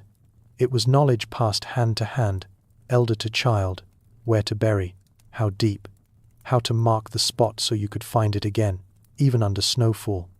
Stones might be stacked. A line of broken twigs might point the way. And beneath it all, the earth kept its quiet promise. Cold enough, long enough, without containers, preservation depended entirely on context. A crevice could replace a pot. A shaded overhang could serve as a shelf. The still air of a cave mouth became a natural fridge, with meat hung high to deter scavengers and rot. In colder months, the entire world became a storehouse if you moved quickly, buried wisely, and remembered where you left your hope, and not everything stored was clean. Sometimes, a kill site was left behind and returned to days later. Wolves might have taken some. Snow might have hidden the rest. But humans were not always the first to eat. They learned to take what remained: sinew, marrow, partially frozen muscle. They knew the signs of spoilage, the limits of safety, and the desperate math of risk. Because in a world of cold abundance, paradox reigned. Meat was everywhere, but never enough. Even the bones were kept. Heavy with fat, rich with sustenance, they were cached in icy soil or tucked into cave corners, sometimes broken before burial, sometimes saved whole. Weeks later, they might return, strike them with stone, and boil what little they could, or roast it over fire if they had one. And all of this was part of the rhythm. Hunt, eat, preserve, return. They did not own the land, but they stored themselves within it. To survive meant knowing not just how to hunt, it meant knowing how to wait. In some regions, waiting could stretch into seasons. What had been buried in the first frost of autumn might not be uncovered until the ground began to thaw months later. This wasn't convenience. It was foresight wrapped in urgency. A family might remember a winter cache as the only thing that had stood between them and starvation the year before, so they returned, not always to feast, but to scrape, to salvage, to find what the snow had kept in trust. This act of returning, of cold caching, shaped more than meals. It shaped movement. People didn't always wander at random. They followed routes of memory, lines between kill sites and storage spots, rivers and ridgelines where food had once been found. The landscape was mapped not in borders, but in meals past and future. Caches became waypoints, and waypoints became stories. Places were named for the hunger they ended, or the kill that fed 10, or the meat that was still there, untouched, beneath the shale. And sometimes, humans didn't kill at all. They watched, they waited. They learned to recognize when wolves abandoned a kill, or when a cave lion had eaten its fill and moved on. Scavenging wasn't shameful, it was efficient. If the meat was cold enough, untouched enough, it could still serve. Humans became experts at reading claw marks, bite patterns, and tracks in snow. They understood what animal had eaten, when, and how much remained. From there, a choice: take it or leave it, risk sickness or risk hunger. These decisions weren't made lightly. In cold environments, illness from spoiled meat could mean death. But wasting calories to hunt again could also mean death. So they weighed each possibility with quiet precision. And in doing so, they developed one of the oldest survival skills we still carry: the ability to plan. Early humans learned to think days ahead, weeks ahead. They cached what could be spared. They returned for what they buried. And in this dance of leaving and returning, they cultivated more than storage techniques. They cultivated trust in the environment, in the cold, in their own ability to remember. Because the cold was not just a freezer, it was a calendar. It told you when food would last, when it wouldn't. When the air grew too warm, the rules changed. Maggots could form. Moisture could creep in. So they adapted again, moving caches higher, choosing different cave mouths, wrapping meat in bark or grass to slow decay. There was no single method, only principles. Shade is better than Sunday. Wind is better than stillness. Deep is better than shallow. And memory is better than chance. And so, Ice Age survival became a choreography of presence and absence, knowing when to leave the meat behind and knowing when to return, not just with hope, but with intent. There is evidence in the soil, in the ring of disturbed earth packed again by human hands, in the scattering of bones beside a kill site, not fresh, not ancient, but returned to. At sites like Schöningen in Germany or Pinsevent in France, archaeologists have uncovered stratified layers that suggest revisitation. The same hearths relit after weeks or months, the same storage pits opened again. Cold caching wasn't a guess. It was a system. It was also a strategy rooted in scarcity. In environments where large prey was rare or seasons brutal, every usable calorie had to be stretched. You couldn't afford to waste what couldn't be eaten that day. The cold became an ally. Snow and ice did what the human body could not. It kept still, and it remembered. The body moved. The cold remained. And in the space between the two, survival was staged.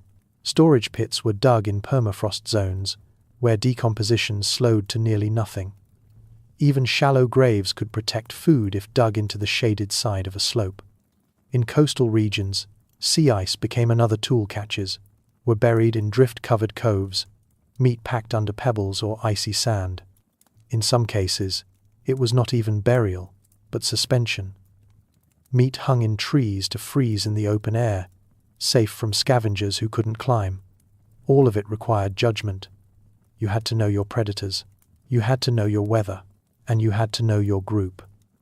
Storage only worked if others respected it. A cached leg of reindeer was no good if another band came and took it. So humans developed the earliest customs of ownership not as laws but as patterns. Caches might be marked by tools left beside them. A spear point, a stone flake, a symbol cut into bark. It said, "This was ours. This was placed with intent. Come back later." In these signals, we see the faint beginnings of something more than survival. We see the origins of trust, of delayed gratification, of abstraction. Because caching isn't just putting food aside. It's believing the future will still need you, that the person you are today can feed the person you will be tomorrow. This temporal thinking, forward-reaching, backward recalling, is part of what made humans different. Most animals consume what they kill, but Ice Age humans learned to spread the bounty, not just among the group, but across time. It was an invisible sharing, one that transcended the immediate present. And it made them harder to kill, because even if the hunt failed tomorrow, the past might still feed them. So the land itself became a quiet ledger. What was placed? What was owed? What could be counted on, if all else fell away? And those who mastered this ledger, who cached wisely, who remembered clearly, outlasted those who didn't. They didn't just survive winter. They learned how to bend it. Some of the earliest evidence of this mastery can be found not in the bones of prey, but in the patterns of absence. At sites where you'd expect chaos, scattered remains, gnawed ends, frantic consumption, you instead find order. Bones placed deliberately, fire used sparingly, cuts made with economy. It suggests forethought, not desperation. People weren't eating everything at once. They were selecting, choosing what could wait. This included marrow-bearing bones, which, if not immediately needed, could be cached intact for later. In freezing conditions, a long bone wrapped in hide or buried under snow might keep its fat-rich contents edible for weeks. Similarly, organ meats, often the first to spoil, were either consumed rapidly or omitted altogether in planned caches. The goal wasn't just to save meat, but to save the right parts of it, the parts that would matter later. And so, Ice Age caching wasn't hoarding. It was engineering. A quiet kind of food architecture shaped by instinct, memory, and trial. And in this engineering we glimpse not only survival, but the beginnings of something like cuisine. Choices were made about flavor, texture, decay. Not everything was kept. Not everything was worth the risk. Some meats were buried deep, others high. Some were dried first, others left fresh. Each decision shaped the outcome. There were dangers, of course. Snowbanks could melt too early. Pits could be raided by wolves, wolverines, even other humans. Caches could be forgotten, misremembered, swallowed by flood or frost. And yet, the practice persisted across continents, from the mammoth steppes of Eurasia to the tundra of early North America. The same logic repeated again and again. Food placed carefully, retrieved later, always with intent, always with the trust that the cold would do its part. Sometimes the caching was accidental, the unintentional preservation of what was left behind. At the upper Paleolithic site of Yana, RHS in Siberia, frozen animal remains have been found in remarkably intact condition, suggesting not just the presence of meat, but its planned abandonment. Perhaps the group moved quickly. Perhaps they intended to return. Perhaps they did. We'll never know. But the meat stayed frozen, waiting beneath the ice, a meal for archaeologists tens of thousands of years later. And this is the paradox of Ice Age storage. It left little behind, yet everything it left tells a story. A snow-packed crevice is gone with the spring melt. A buried carcass rots to bone or vanishes entirely. But a change in the soil, a discoloration in the permafrost, a tool left beside a pit, these whisper of a logic deeper than instinct, a logic born of memory, of patience, of cold as ally. Because in a world without salt, without jars, without smoke, cold was the only tool that could stop time, and those who learned how to use it survived when others did not. In some places, this knowledge became a form of inheritance, not in words, but in actions. A son watching his father trace the shape of a pit. A hunter recalling the angle of a cave where wind could not reach. A gesture toward a slope, a buried memory, a shared understanding that here was where the past still waited. The frozen pantry was not a structure. It had no doors, no hinges, no smoke curling from a roof, but it had geography. It had rhythm. The best caching spots became known across generations, passed like myths, held like secrets, not because people wanted to keep them from others, but because remembering them meant living. Some bands likely made annual returns to the same storage sites, checking for what had lasted and what had been taken by weather or animal or misfortune. In this way, the land became a quiet calendar, each landmark tied to nourishment. Over time, the practice intertwined with broader foraging patterns. A kill was not only judged by its size, but by how much could be saved. A location was not only measured by how many animals passed through, but by how well it could conceal what was left behind. These decisions shaped migration, camp layout, even social structure. A group that could preserve food had more time to rest, to plan, to dream, and more time meant more capacity for culture. This is perhaps the most profound legacy of Ice Age refrigeration. It bought time. Time not spent scavenging every hour. Time not spent panicking after a failed hunt. Time to sit by the fire and mend a tool. Time to tell a story. Time to remember. And in that space, new ideas formed about seasons, about strategy, about life itself as something that could be shaped. We often think of prehistoric life as brutal and immediate, and in many ways, it was. But the humans who cached food were betting on tomorrow. They were envisioning a self that continued, a family that endured, a circle that would sit down again, days or weeks from now, to finish what had been started. They weren't just surviving, they were anticipating, and even in death, their planning lingered. Archaeologists have uncovered caches that were never reclaimed, frozen meals left uneaten, tools forgotten beside buried meat. Perhaps those who made them did not return. Perhaps they died, or migrated, or gave up the hunt entirely.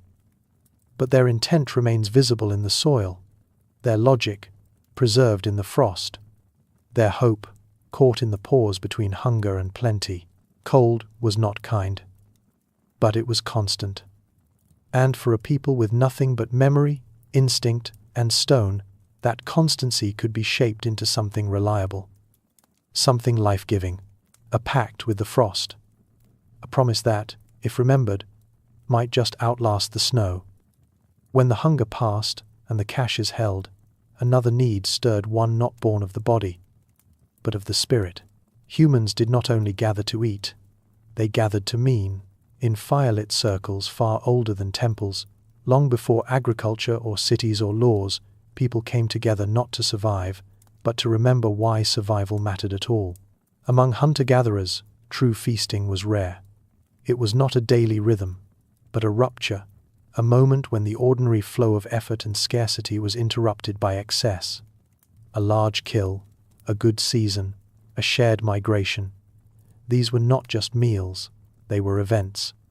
When food became abundant, it also became symbolic. Each bite carried more than fat or protein. It carried status, gratitude, renewal. And when eaten together, that meaning multiplied. Across Ice Age sites, we find strange signs of this. Animal bones arranged with care. Fire pits larger than a family could need. Burned remnants of feasts held at the mouths of caves, on cliffs, or at river bends. These weren't just places of convenience. They were chosen, returned to, revered. In these spaces, food was not distributed evenly. Certain cuts went to certain people. Organs might be gifted, marrow might be reserved, and fat, always the rarest and most coveted, was shared last, like a closing blessing. What made these feasts powerful was not only the food, but the context. They broke routine. They marked time. A feast might follow a successful hunt, or a birth, or a death. It might coincide with the stars, or the return of a herd, or the first snowfall. Around the fire, hierarchy could bend. Elders told longer stories. Children were allowed to linger. Those who had wandered might return. And those who had stayed shared what they had kept. Symbolic foods often featured in these moments, not because of their taste or nutrition, but because of what they represented.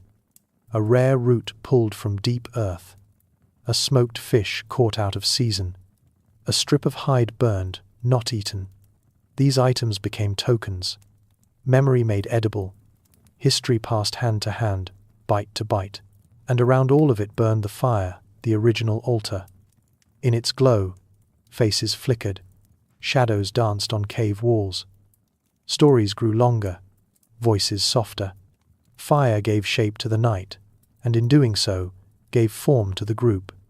To feast was not only to eat, it was to become visible to each other, to confirm that we are still here and still together. This was the beginning of human ceremony, not in temples, but in circles, not with incense, but with smoke, not with robes, but with grease-stained hands and bones laid bare. The feast was the first myth retold in flesh, a sacred return to meaning through meat, and at its center sat fat, not just as food, but as symbol. In a world where calories meant life and warmth meant survival, fat became sacred. It burned longer, it tasted richer, it sustained deeper. Shared fat was more than generosity, it was communion. A visceral acknowledgement that survival was not only individual but collective. To hand another person a morsel of fat was to say, "I see you, I want you to live." Anthropologists examining bones from Upper Paleolithic sites have noted butchery marks that suggest systematic fat harvesting not just from the expected places, but from the unexpected ones too. Eye sockets, joint capsules, vertebral spaces. These were not acts of gluttony. They were rituals of extraction, a precise choreography to ensure that nothing of value was lost. And when shared, the fat took on meaning beyond biology. In certain groups, it may have been offered to elders first, or to children in ritual order, or burned as a gift to the unseen. It is in this context that shared meals began to take on a narrative shape. The group didn't just eat, they performed. With the meat came memory. Around the flames, stories were not read from pages. They were sculpted from gesture, timing, and repetition. A hunter reenacted the stalk. A child mimicked the animal's fall. Laughter circled like smoke, and slowly the feast became a play, a telling, a ritual of what had happened and what it meant. Food became language, fat became rhythm, fire became stage. This might be the birth of myth, not as fiction, but as structure, a way to shape a chaotic world into something livable, to create meaning not because it was real, but because it was needed. In these first human gatherings, the distance between eating and storytelling dissolved. To chew was to remember, to taste was to belong, and to belong was to survive. Over time, certain foods may have become reserved for specific stories or events. A particular animal might only be eaten during migration. A certain root might be roasted during solstice. A dried strip of meat might be passed around in silence to honor the dead. These acts, repeated, became liturgy. And liturgy, repeated, became identity. Not all of this leaves marks in the archaeological record. But sometimes, it does. Charcoal layers deeper than habitation suggests fires not for warmth, but for gathering. Stone circles where no dwelling stood hint at meeting places, not homes. And bones split just so with no bite marks, no rush suggest meat eaten slowly, together, not in desperation, but in ceremony. In this light, Ice Age humans were not just foragers or hunters, they were keepers of memory, carriers of tradition, builders of temporary temples made of bone, ash, smoke, and story. And at the center of it all sat the food no longer just sustenance, but meaning made edible. This shift from meal to memory, from eating to enacting marked a quiet turning point in Ice Age life. For in the act of ritual feasting, the human band transformed from a survival unit into a cultural organism, The stories told around the fire were not only entertainment or instruction, they were glue, invisible, binding, and essential. Symbolic foods emerged within these gatherings. Not every bite carried the same weight. Some animals were remembered longer, spoken of in hushed tones. A mammoth might become more than a kill, it might become an ancestor. A bird's egg might be cracked in silence, symbolizing fertility or luck. A rare root might be offered to a pregnant woman first, in honor of birth. These acts may have been instinctive at first, but over time they grew structured. What began as practical became sacred. Fat, again, held a central role. It was shaped into lamps, smeared on skin, rubbed into tools. In the right hands, it became a medium, a substance that could carry warmth, light, or protection or meaning. Archaeologists have found ochre mixed with animal fat, forming early paint. That paint, smeared or brushed across cave walls, told of hunts, spirits, migrations. Perhaps those pigments were made and shared during feasts. Perhaps they were applied as the stories were spoken. In that overlap of food, fire, and image, we glimpse the first outlines of identity, because to gather was to declare who you were, not just to the group, but to the world beyond it. A fire on the steppe was a signal of life, of alliance, of defiance against the cold. From afar, a glow in the dark said, "We are here. We have each other. We are more than hungry." And fire itself became more than heat. It became ritual, kept alive, tended carefully, moved from camp to campfire, was a kind of heartbeat. It marked the center of the group, the edge of safety, the axis of memory. Around it, old and young could share the same story, the same food, the same night. In these moments, prehistoric humans invented continuity. They created time not by clocks, but by returning to the same stories, the same feasts, the same circle. Each repetition carved deeper grooves in memory, and those grooves held identity long after the food was gone. So when we imagine the Ice Age diet, we must look beyond the calories, beyond the nutrients. We must see the gathering, the giving, the flicker of expression in a child's face as they hear a story their father once heard as a boy. These were not just meals, they were inheritances, and they laid the groundwork for something larger, still the birth of culture as survival, a truth not carried in blood, but in behavior, not stored in genes, but in gesture, and passed not through instinct, but through the quiet repetition of ritual and flame. Around the fire, memory lingered longer than smoke. In those glowing circles, the line between nourishment and narrative blurred. Every gesture, the way a piece of meat was carved, or fat was offered to an elder, became choreography. These were not mere customs. They were acts of identity. They told each person where they belonged, what was expected, and who would remember them. Feasts could mark transitions, the return of a hunt, the coming of age of a boy, the first shared food after loss. Each event etched new meaning into familiar ingredients. A bone might be passed around before cooking. A hide might be worn just once, then burned. Even silence had its place, broken only when a certain name was spoken or a specific tale begun. This rhythm of gesture and story kept groups coherent even across long migrations, even across the aching void of seasonal separation. And in this rhythm, fire was more than an element.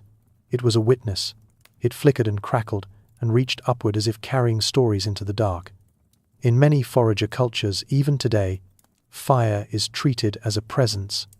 It is spoken to, fed carefully, kept from dying. It watches. It remembers. We cannot know whether Ice Age people thought the same, but we know they placed fire at the center, and we know they gathered their stories there. These rituals also helped anchor the group in space. A feast site could become sacred, stones arranged just so, ash mounds that built up year by year, bones buried or left in patterns. When archaeologists stumble upon these sites tens of thousands of years later, they find more than the remnants of meals. They find meaning, deliberate placement, repetition, reverence, And in some of these feasts, we see the early fingerprints of hierarchy. Who sat closest to the fire? Who carved the meat? Who told the stories? And who merely listened? These small distinctions were not necessarily oppressive, but they were formative. They shaped the first outlines of roles. And in that shaping, they allowed the group to move together, to act with cohesion when danger came. Ritual gave structure. Structure gave survival. But ritual also gave something else. Something quieter. It gave beauty. Not beauty as decoration, but beauty as signal. A painted bone. A rhythm tapped on stone. A plume of scented smoke. These were ways of saying, we are more than hunger. We are more than cold. Even in this land of frost and death, we remember what joy feels like. To survive, they had to eat. But to live, truly live, they had to gather, to share, to speak, and in doing so, they turned food into firelight, and firelight into memory. These early feasts were not extravagant, but they were expansive. In them, the boundaries of self stretched outward. One man's kill was another child's nourishment. One woman's gathered roots became the glue of a group's cohesion. A single shared meal could carry the scent of forgiveness, or hope, or return. The emotional gravity of food extended beyond its nutrients. In those circles, meat was not just chewed, it was offered. And in the offering, trust was built. What we call ritual was not always solemn. Laughter had a place too. Teasing, playful boasts about who hunted what, imitations of animals around the fire, performed for the joy of children. These were not distractions. They were anchors. In the Ice Age, where death was a familiar face and hunger a frequent guest, joy was resistance. It was a declaration that something inside still burned, even when everything outside froze. Symbolic foods, the fatty marrow of a mammoth, the roasted heart of a hare, the first berry of the season, were not chosen by accident. These were not only edible, they were meaningful. They marked time, honored absence, invited blessing. We see it in cave art too. Animals rendered not for realism, but reverence. Sometimes pierced with spears, sometimes painted with care. Perhaps those animals were not just prey. They were part of the same breath, the same exchange, the same fire-lit memory. And fire itself was transformative in more ways than one. It softened roots. It seared flesh. But it also gave food its rhythm. Meals became predictable, structured, safe. That predictability allowed the mind to wander, to imagine, to dream aloud. Around the fire, people didn't just feed bodies. They fed imaginations. And in those imaginations, stories were born. Not just about the past, but about what could come next. A hunt not yet taken, a land not yet crossed, a child not yet born. These stories were not written, but they were remembered, and when shared through meals, they became part of the food itself. A piece of meat handed across the fire might carry with it a name, a warning, a wish. In that way, every bite sustained more than muscle. It sustained memory. The Ice Age was not just survived by tools or fire or instinct. It was survived by the quiet warmth of presence. The act of turning scarcity into ceremony. The ability to turn eating into meaning. Somewhere in the ancient cold, a group of people once sat together in a circle of embers, passing around a carved bone, a charred root, a story. They did not know what would become of their world, but for a moment, they shared it. And in that moment, they became human. But humanity was never a finished state. It shifted with the land, reshaped by each new climate, each vanishing beast, each returning plant. When the Ice Age softened its grip, and the white horizon receded into mist and bloom, survival changed flavor. What once was hunted now had to be gathered. What once ran now ripened. The glaciers, retreating like old memories, exposed ground not seen for tens of thousands of years, and from that soil came berries, roots, and edible leaves. On the shores, the tide whispered of shellfish, of salt, of a different kind of nourishment. This was not just a new menu, it was a new test. The old knowledge of fat and flesh did not vanish, but it was no longer enough. A hunter who could track mammoths might starve in a berry-rich forest if he could not tell ripe from ruin. A clan that once followed reindeer into open tundra now had to know which shellfish to pluck, which tide to trust, which red fruit could kill a child in an hour. The world had changed its offerings, and humans had to learn its new grammar. Ecosystems were in flux. Birch and hazel crept across the warming plains. Wetlands spread. The edge of the ice, once the edge of life, moved north, and with it the animals, the birds, and the human bands who followed them. But some stayed. Some adapted. The traces are still found in ancient shell middens, heaps of discarded clam and mussel shells that built up over generations. There, in those quiet piles of calcium and ash, lie the signatures of a new way of eating, of living, a way that required more than strength. It required attention. Berry grounds were remembered like sacred texts, passed down through seasons and stories. The place where the salmon run fattened, the exact grove where the sweetest elderberries grew after the second frost. Children were taught not only how to walk through a forest, but how to listen to it, to read its signs, because danger had changed too. It now came not only in claws or teeth, but in toxins hidden behind sweetness, in mushrooms that mirrored their safe cousins, in roots that fed and roots that burned. And yet the promise of food was closer, more constant. For those who could read the land's new rhythm, there were meals to be had in nearly every season. Not grand feasts, perhaps, but sustaining mouthfuls, berries crushed into paste, shellfish roasted on hot stones, wild greens boiled with a careful hand. These were foods of trust, of intimacy with place, and they asked something different of those who gathered them. Not the charge of the hunt, but the patience of presence, the willingness to stay still long enough to be fed by a forest rather than chasing life across it. That was not weakness, it was transformation. In the hum of insects and the rustle of wind through trees, humans began to build a different kind of memory, a memory rooted not in the flight of prey, but in the slow ripening of fruit. This quiet attentiveness shaped the post-glacial diet, not just as a matter of calories, but as a way of knowing the world. Shell middens tell the story clearly. Along ancient coastlines and estuaries, these heaps of broken shells, fish bones, and charred wood rise like low tombs of a different kind of hunt, the harvest of tide and time. In Europe, sites like Ertebel in Denmark preserve the remnants of a shoreline life. Oysters, cockles, fish remains, bird bones, even scattered tools shaped for scraping and prying.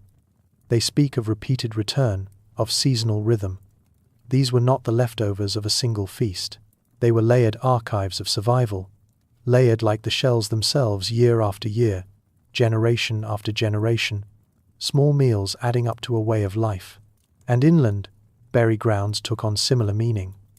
Lingonberries, crowberries, elderberries, each with its own season, its own habitat, its own lesson.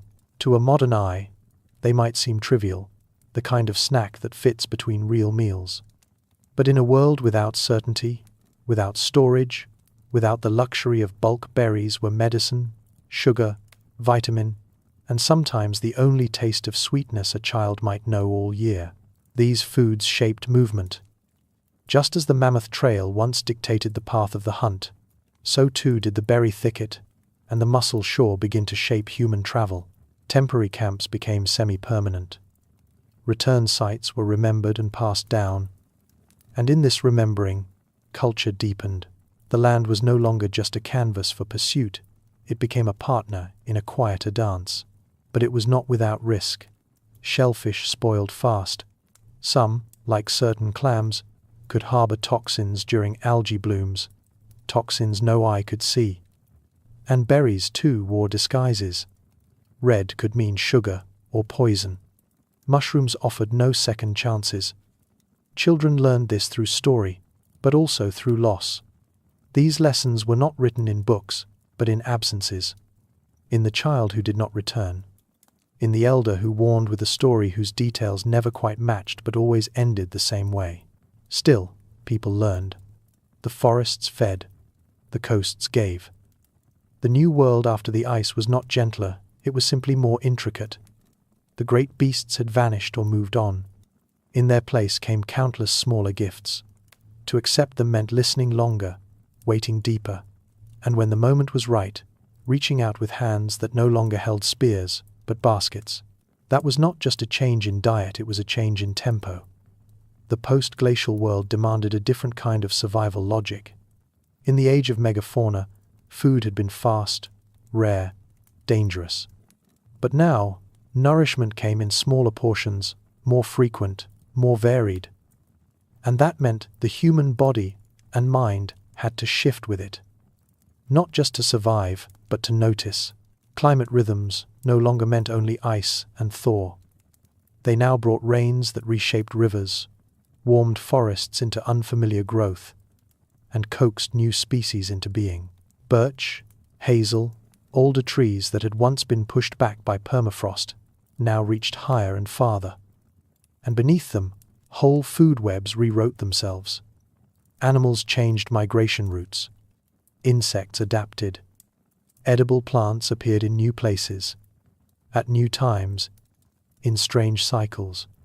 What had once been reliable became unpredictable, and that unpredictability meant people had to become trackers not just of hoofprints, but of time itself. Phenology, the study of seasonal change, was lived, not theorized. You knew when to look for elderberries, not by a calendar, but by the blooming of a flower upstream. You knew the best shellfish tides by the nesting of a coastal bird. These were patterns passed mouth to ear, across long twilights by the fire. Stories became maps. Songs became guides. And children learned to survive not just by strength or speed, but by remembering when the world would turn. In some regions, this meant diversification. Where once the band might have focused solely on bison or elk, now a broader strategy emerged: mixed gathering, flexible foraging, mobile knowledge. A family might eat fish one day, roots the next, eggs the day after, and in that mix, a buffer formed. One failed source didn't mean starvation. Risk was spread like seeds in the wind, but with this came a more complex danger. Not hunger, but misjudgment. In a world of new foods, trial and error was inevitable. Some plants cured fevers, others stopped hearts. Some mushrooms opened the mind, others never let it close again. And so, the dance between food and medicine began to blur. A bitter root could be both meal and cure, depending on dose and season. An infusion of bark might soothe a wound or cause one. There was no sharp line between harm and help. There was only memory, ritual, and instinct. This blurred line also softened roles. As women, elders, and children became the primary gatherers of these delicate foods, knowledge shifted into new hands. Expertise was no longer only in the hunter's throw, but in the forager's eye. And in that eye lived a different kind of power, the kind that saw not what ran, but what waited, what grew, what returned. This was the power of pattern memory, a deep intuition, trained not through confrontation, but through stillness.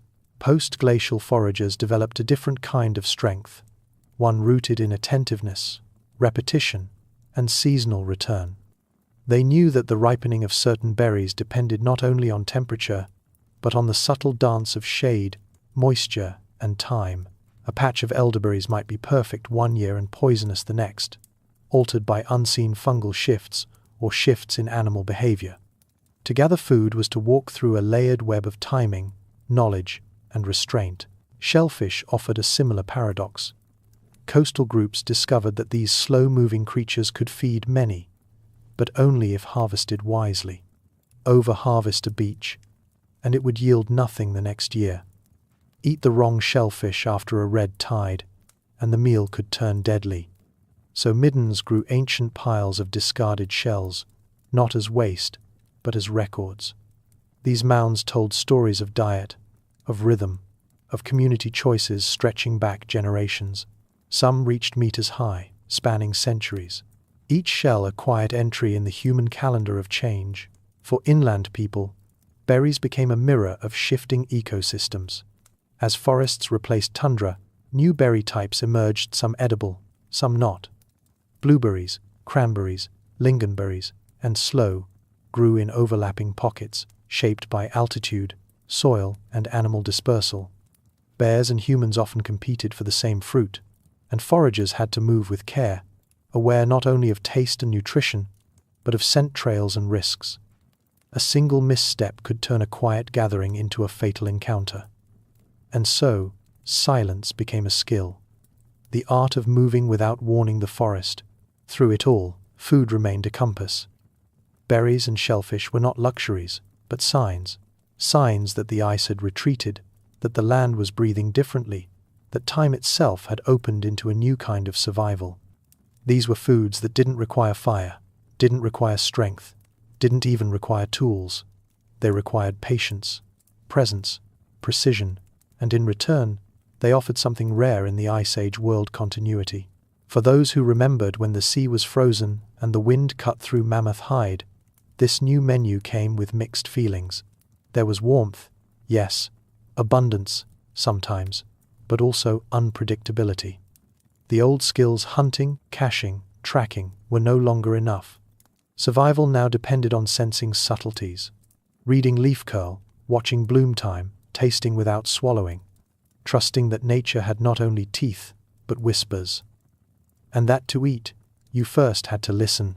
For Ice Age survivors, entering this unfamiliar, greening world, listening became a deeper form of learning.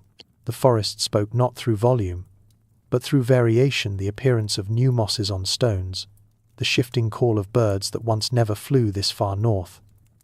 Each change was a clue. The presence of certain mushrooms meant a specific tree nearby. A shift in bird migration might signal the fruiting of a particular grove. Where food once meant force, now it required fluency, not in language, but in environment. Shell middens, berry paths, pollen layers in lakebed mud, all of these tell us, today, that people were not simply reacting to a new ecosystem, they were mastering it. And mastery did not mean control. It meant being attuned, knowing when not to pick, when to wait, when to leave the last few clams in the sand, so that the sea, too, could replenish.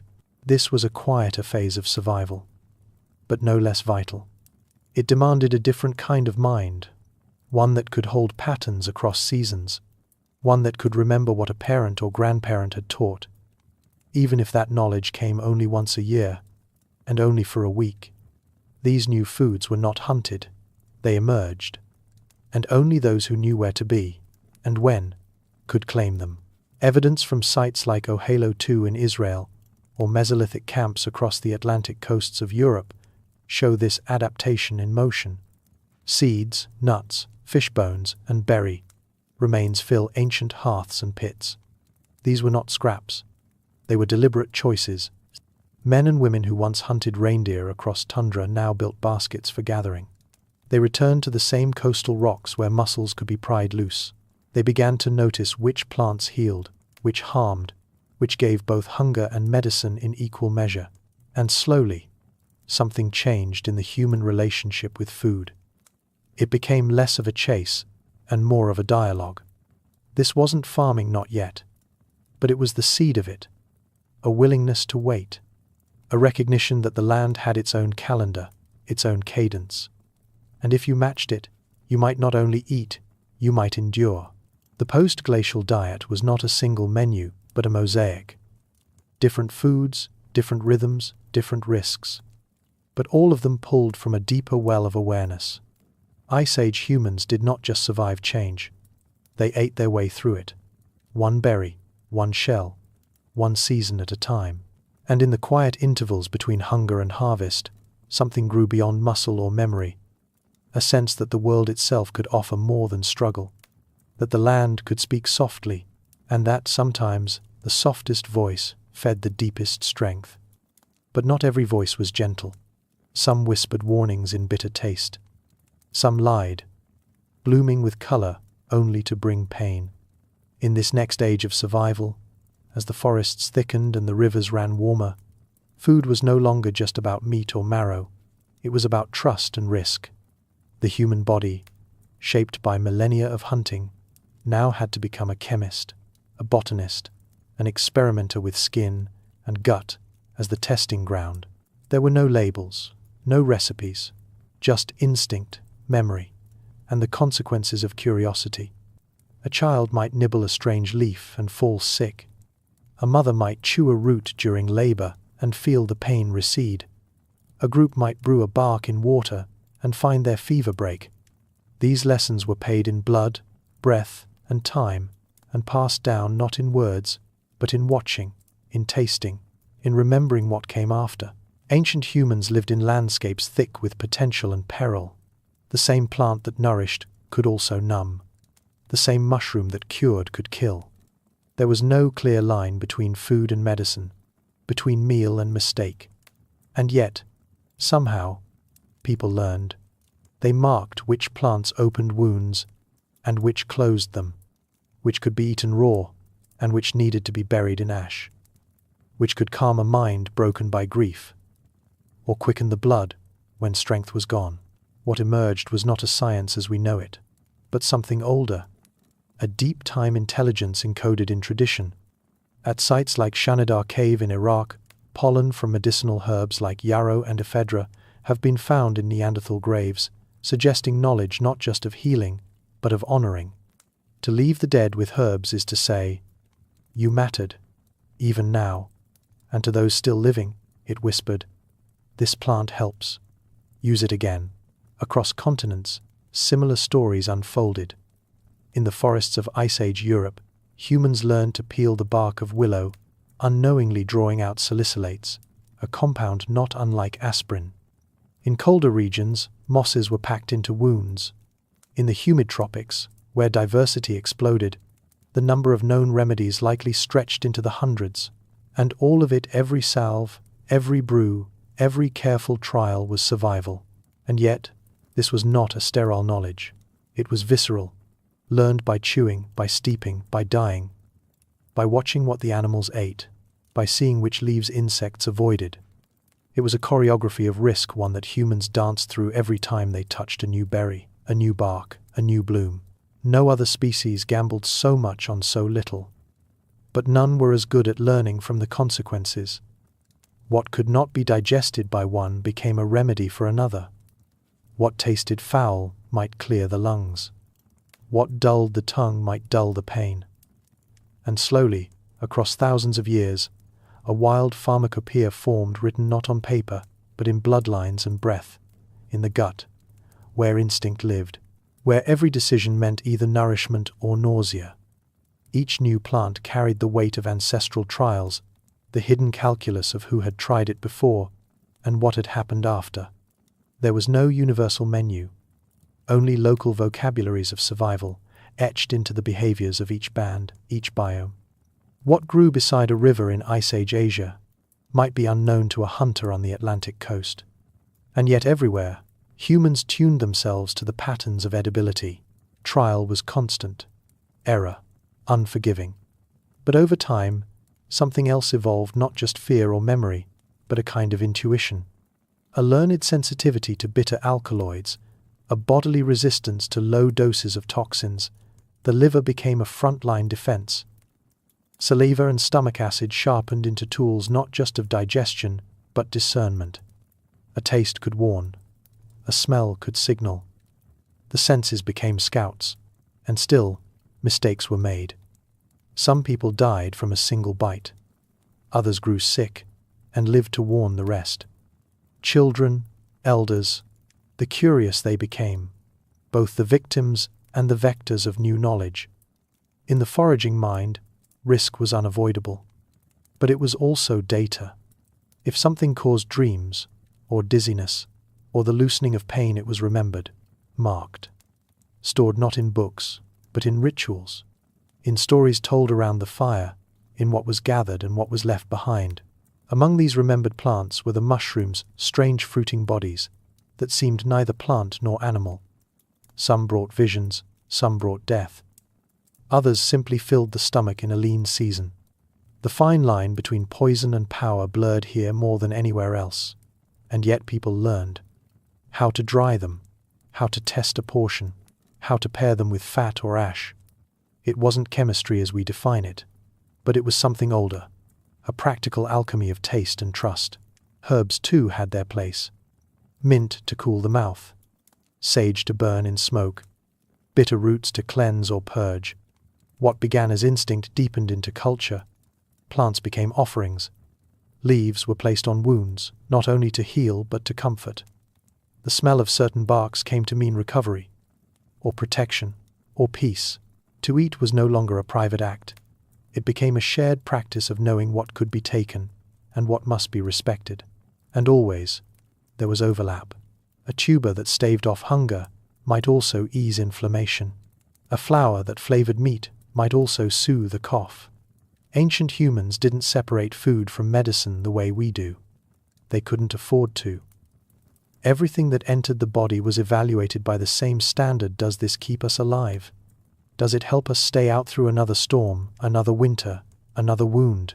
This question, repeated for generations, refined a survival instinct that wasn't just practical. It was spiritual. Because to trust a plant was to trust the land. And to survive the land was to belong to it. Belonging meant listening, watching how animals fed, which leaves the deer avoided, which berries birds returned to, which roots the boars unearthed. The forest and steppe became more than backdrop, they became mentors. Bears taught us not to touch certain mushrooms. Ravens led us to edible caches. Insects clustered around rot, but also around sweetness. Even spoilage had its signals. The land whispered, if you knew how to look. If you knew when not to touch. Children learned early. Not through lectures, but through example. A mother would chew a leaf and grimace, and the child would never forget.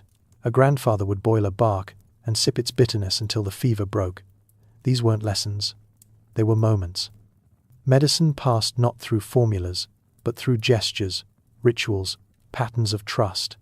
Fire was a purifier. Ash was an antidote. Water could dilute or amplify.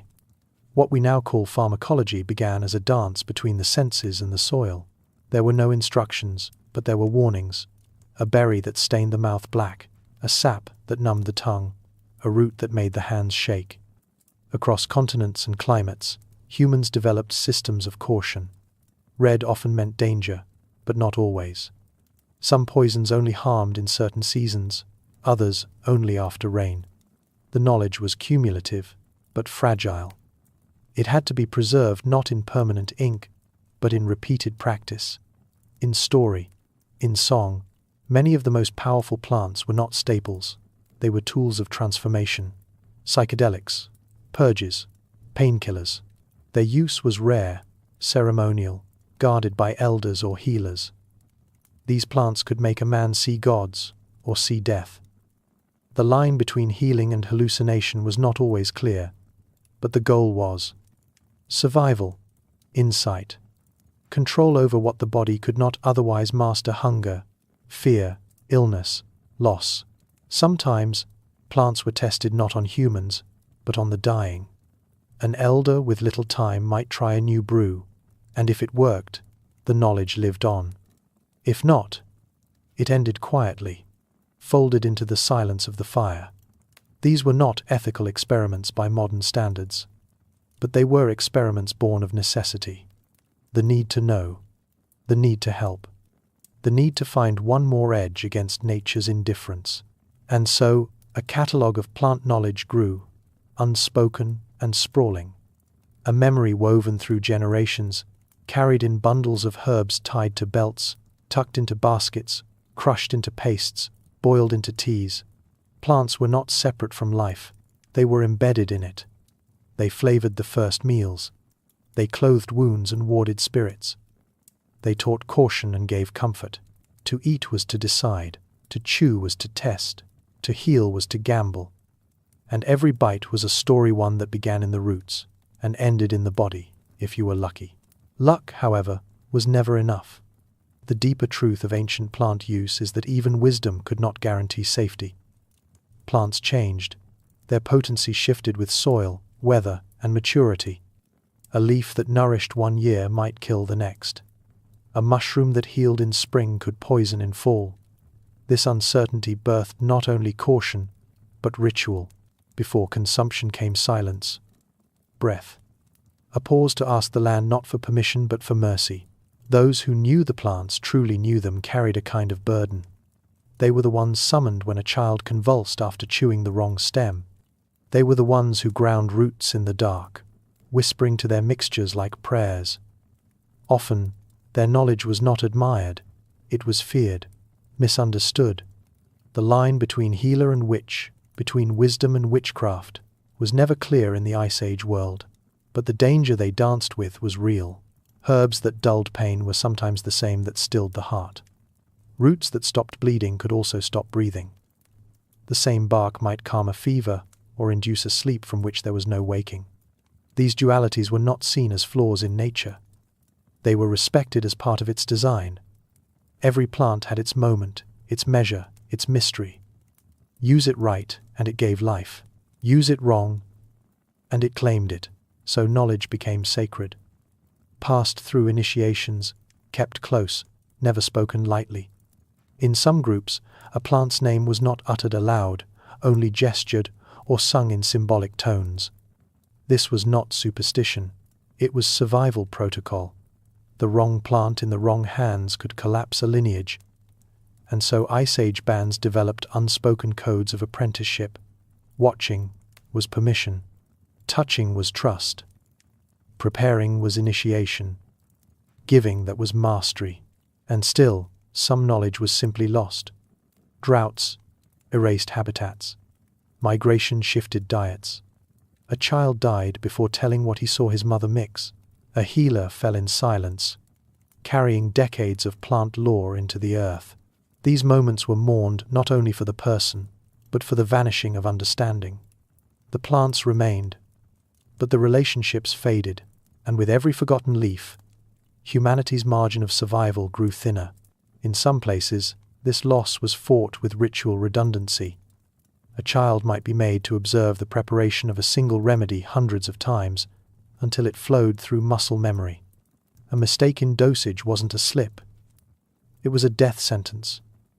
Precision was inherited, not taught. And the graveyard of prehistory is full of those whose education came too late. But from those who endured, the line of knowledge stretched forward, not through written texts or permanent archives, but through rhythm, through taste, through instinct, through the feel of a leaf's underside in moonlight, through the way a bitter root lingered on the tongue just long enough to be remembered, through the strange and sacred intimacy between hunger, healing, and harm. And it was here, in the liminal space between cure and curse, that a new kind of intelligence emerged, not the intelligence of tools or traps, but of trust in the body's quiet signals. Numbness on the tongue, heat in the stomach, dizziness behind the eyes. These were not just symptoms. They were messages, a language of the gut, older than speech, telling the mind what the earth was trying to say. Every bite became a test, every meal an experiment. And the men and women who dared to taste what had not been tasted before, they were the front line of biological discovery. Their courage was not always recognized. Often, it was born from desperation.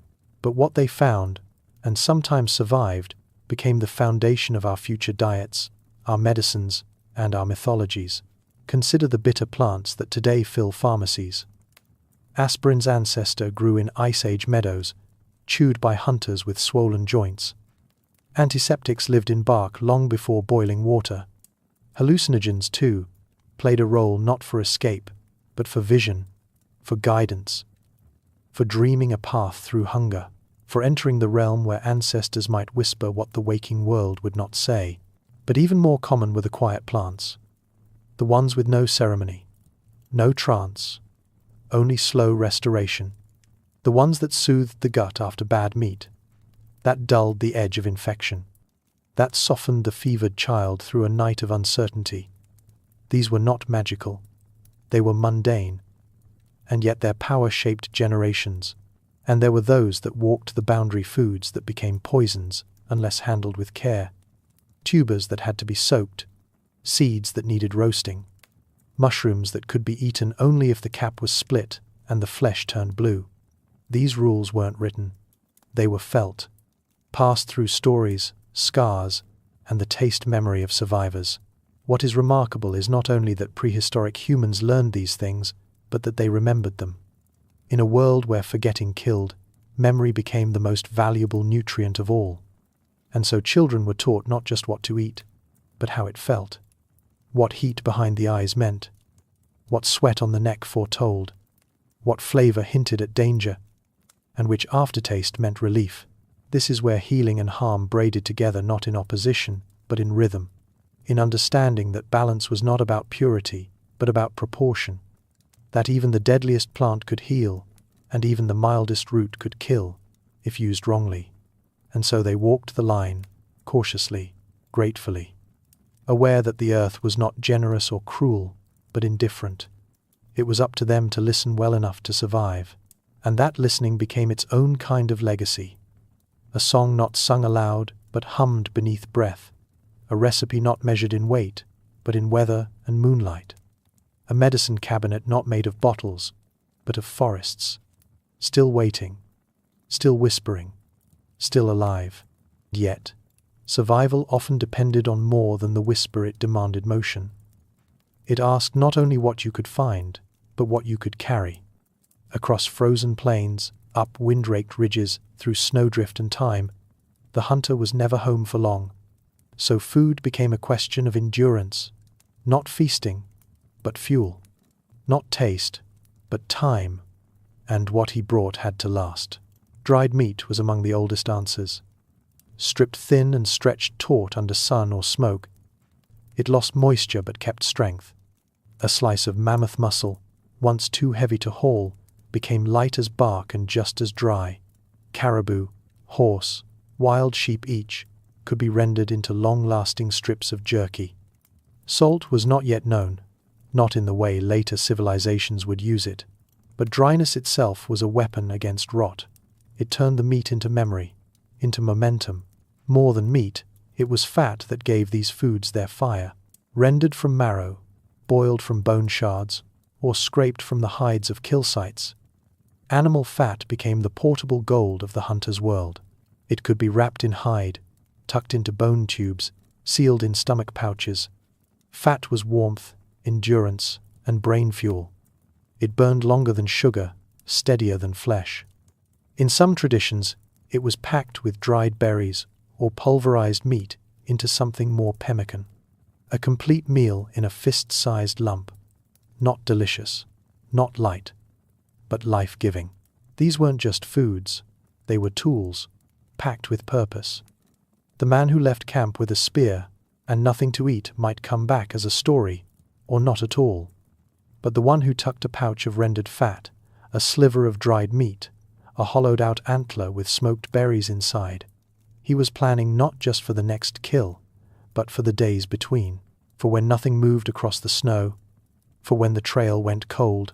Even bones became tools of nourishment.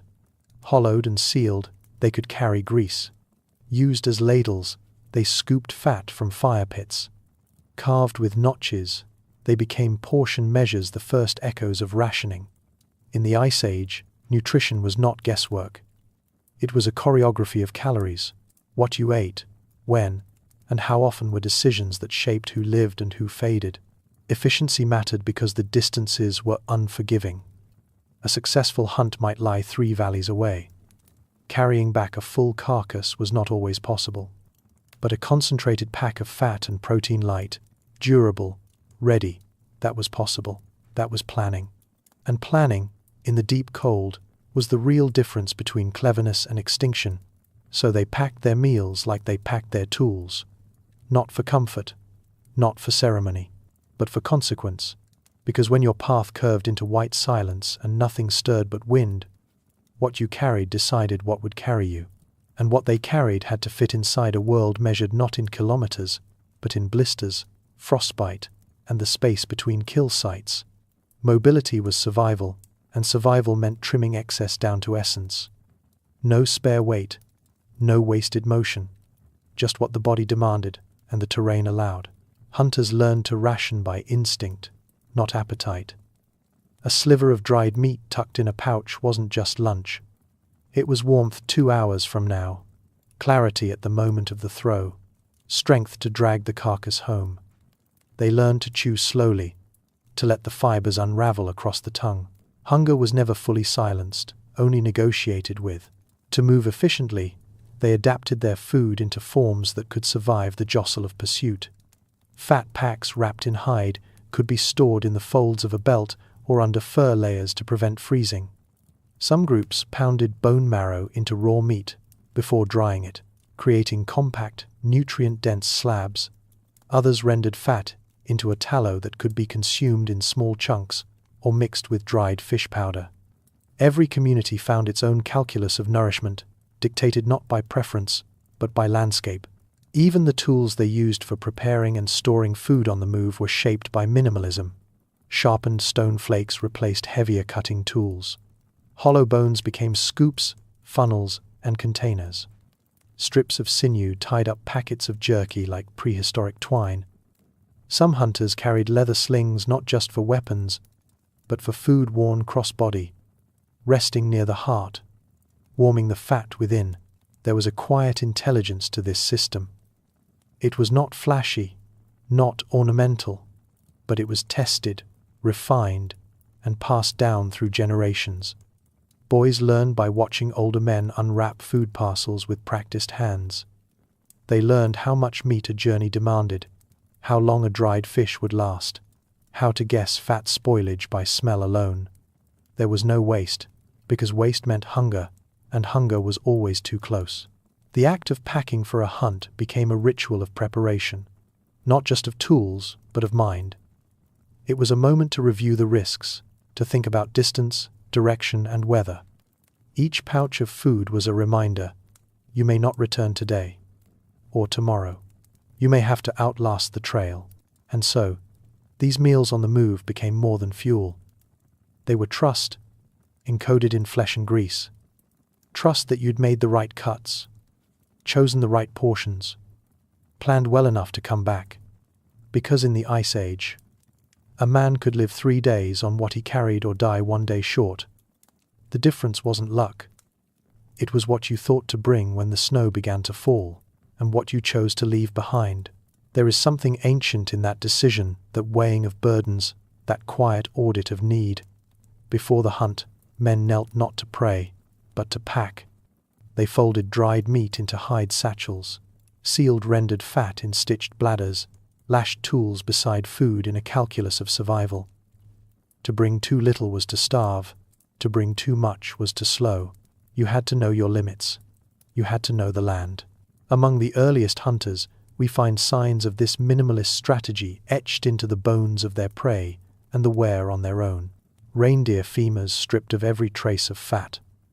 Mammoth sinew turned into cordage.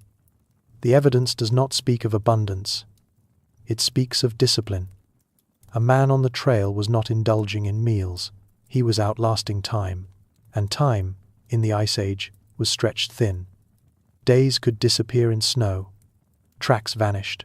Winds rose. The sun was only a weak suggestion. The further from camp you went, the more every gram of food became a tether to life.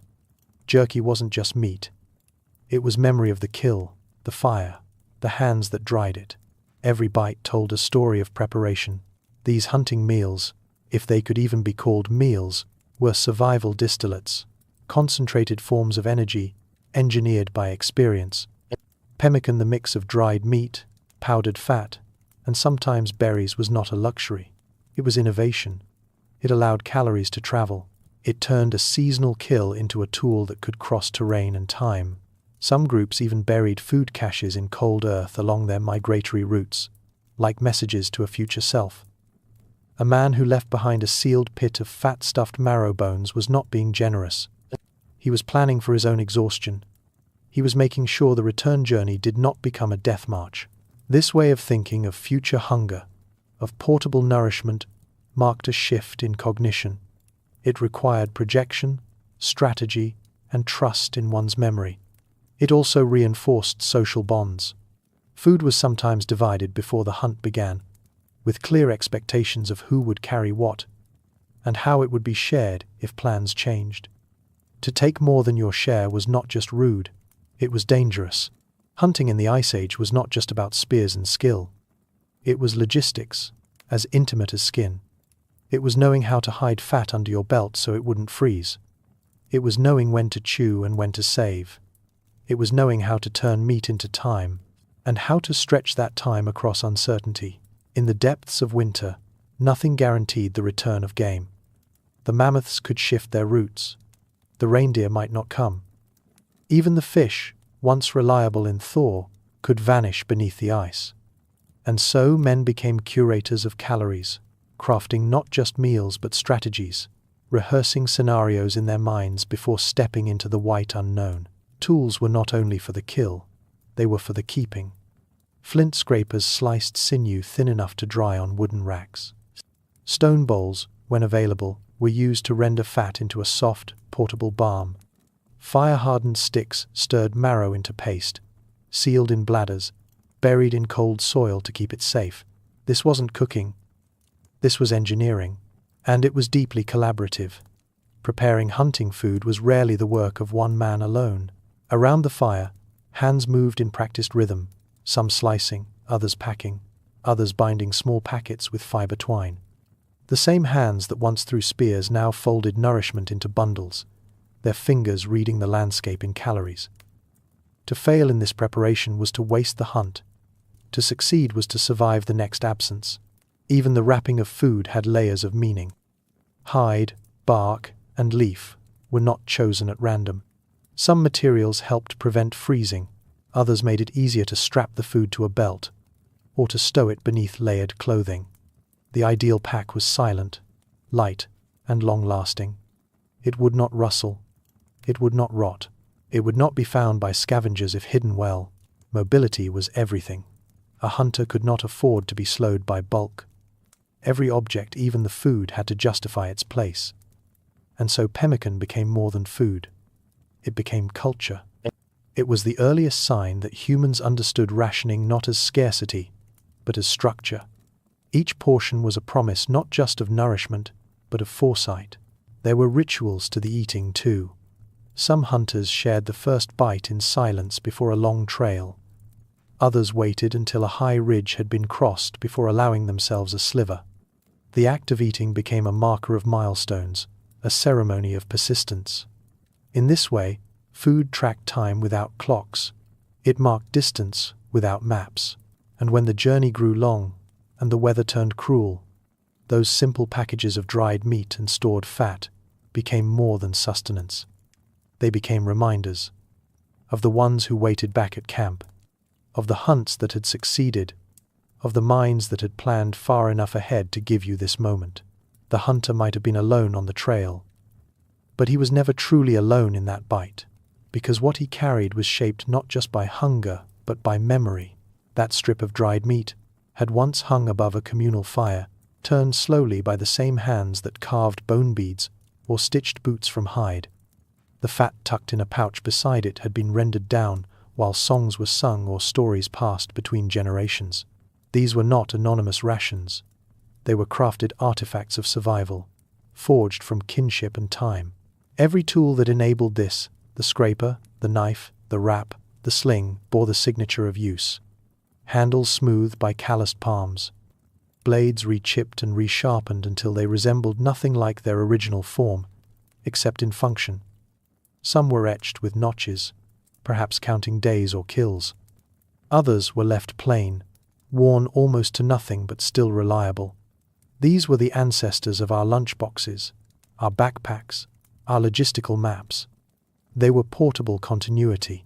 It's easy to imagine the hunter now pacing across tundra, wind in his ears, ice beneath his feet, chewing slowly, not just on the meat but on the meaning. For every bite had a cost. Something had died.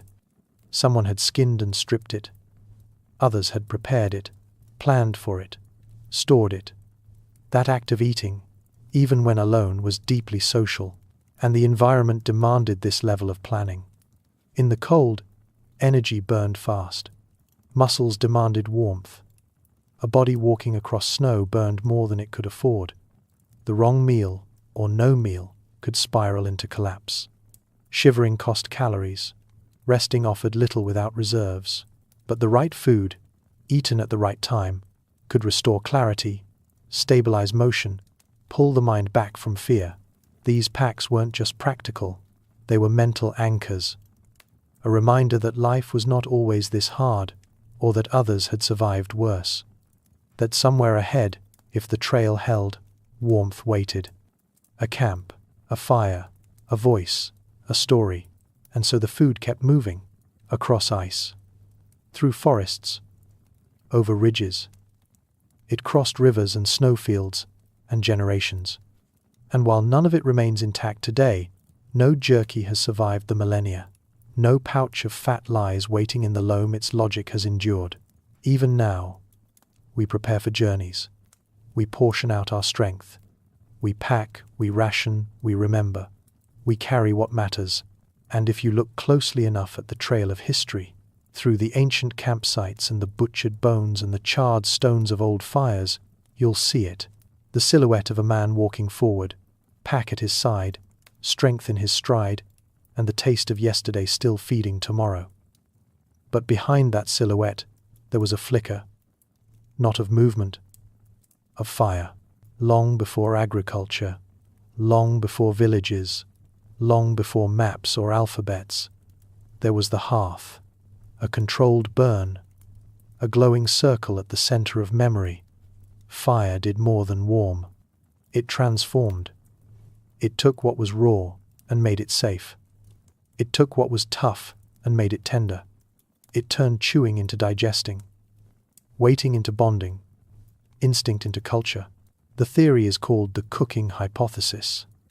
And it begins not with pots and recipes, but with ash and meat. Around 2 million years ago, something shifted. Homo erectus, leaner and longer-limbed than its predecessors, began to show signs of a brain growing larger than any before. Not just in size, but in complexity. This didn't happen because we found better food. It happened because we started changing it. Cooking breaks down fibers. It softens roots. It neutralizes toxins. A raw tuber might cost hours of chewing, delivering little energy. A roasted one, charred in embers, offered warmth and sustenance in far less time. That saved time didn't just mean more meals. It meant more moments to think, plan, connect. And the brain, always hungry, noticed. Brains are expensive organs. They demand more fuel than any other tissue. For our ancestors to afford them, something had to give. Cooking, by pre-processing food outside the body, offloaded some of digestion's burden. The gut shrank, the jaw lightened, the teeth changed, and the mind expanded. But fire didn't just alter biology. It reshaped time. It stretched the day. Instead of sleeping with sundown, groups lingered around the coals. There was light to see, warmth to share, a reason to stay close. And in that lingering came language, laughter, planning, memory. Fire made it possible to speak not just about the hunt, but about things that hadn't happened yet, or things too big to see gods, spirits, dreams. Cooking also created trust. Food was now communal, no longer scavenged alone or gnawed in secret. It was roasted, split, handed around. That gesture, the passing of something warm, may have been one of the first true signs of humanity. It said, "You are part of this." And with each shared bite, bonds deepened.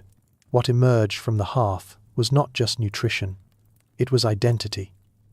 A band that cooked together became more than just a group of bodies avoiding starvation.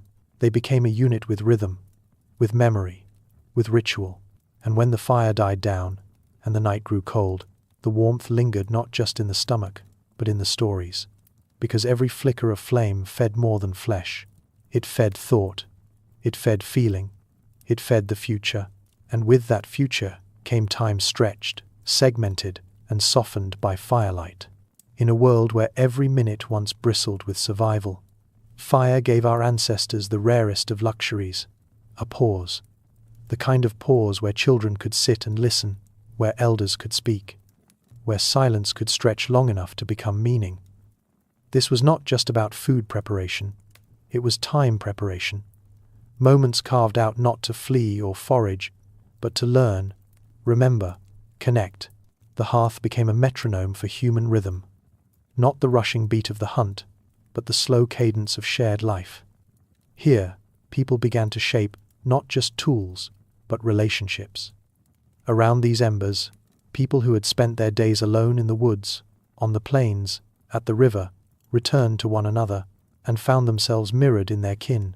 The act of cooking created convergence.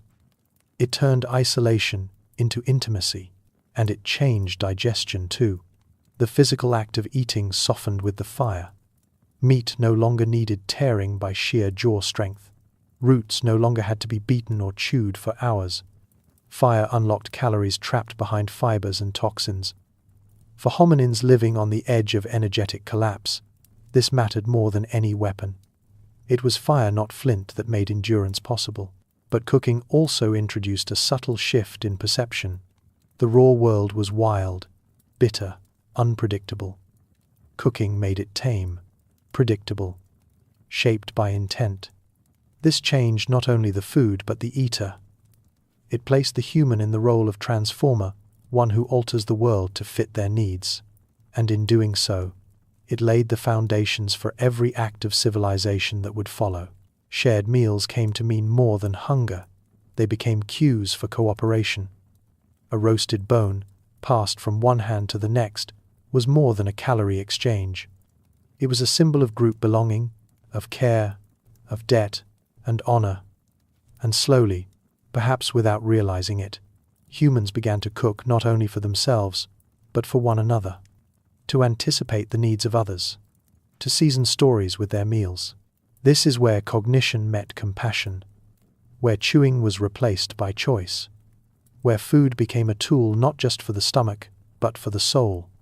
And the fire, flickering at the heart of every gathering, reminded them survival could be shared, and that shared survival was stronger, because fire did not only cook meat, it cooked meaning, and every ember, every lick of flame, was a whisper of transformation, of what could be changed, of what could be softened, of what could endure through warmth. This was not just the reshaping of meals, it was the reshaping of minds. The cooking hypothesis, born of modern science, but foreshadowed by ancient instinct, suggests that once hominins mastered fire, their brains began to grow, not from magic or mutation, but from energy. Raw food takes time to chew, and time is energy.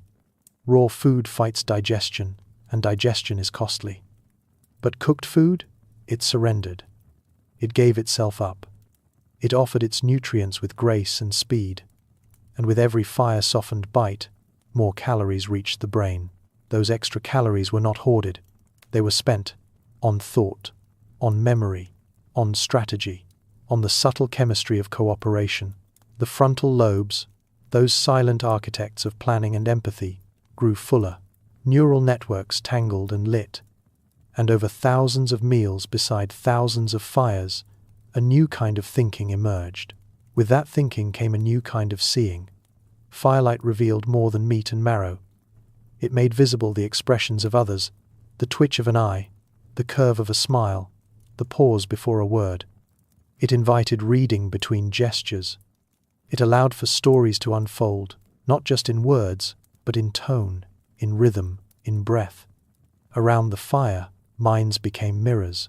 Social cognition, the ability to track what others know, feel, or plan, deepened in the glow. Here, not only were calories shared, but attention. Someone watched the fire, someone watched the speaker, someone watched the watcher. It was a dance of minds, choreographed by flickering flame and the primal gravity of a meal. And as language grew, so did memory. Not the cold memory of stone tools and tracks, but the warm memory of lineage and loss. Around the fire, the dead were remembered. Around the fire, the unborn were imagined. Cooking became more than sustenance. It became continuity, a way to carry the past forward, not just in tools or bones, but in tail and tongue. This shift was quiet, but colossal.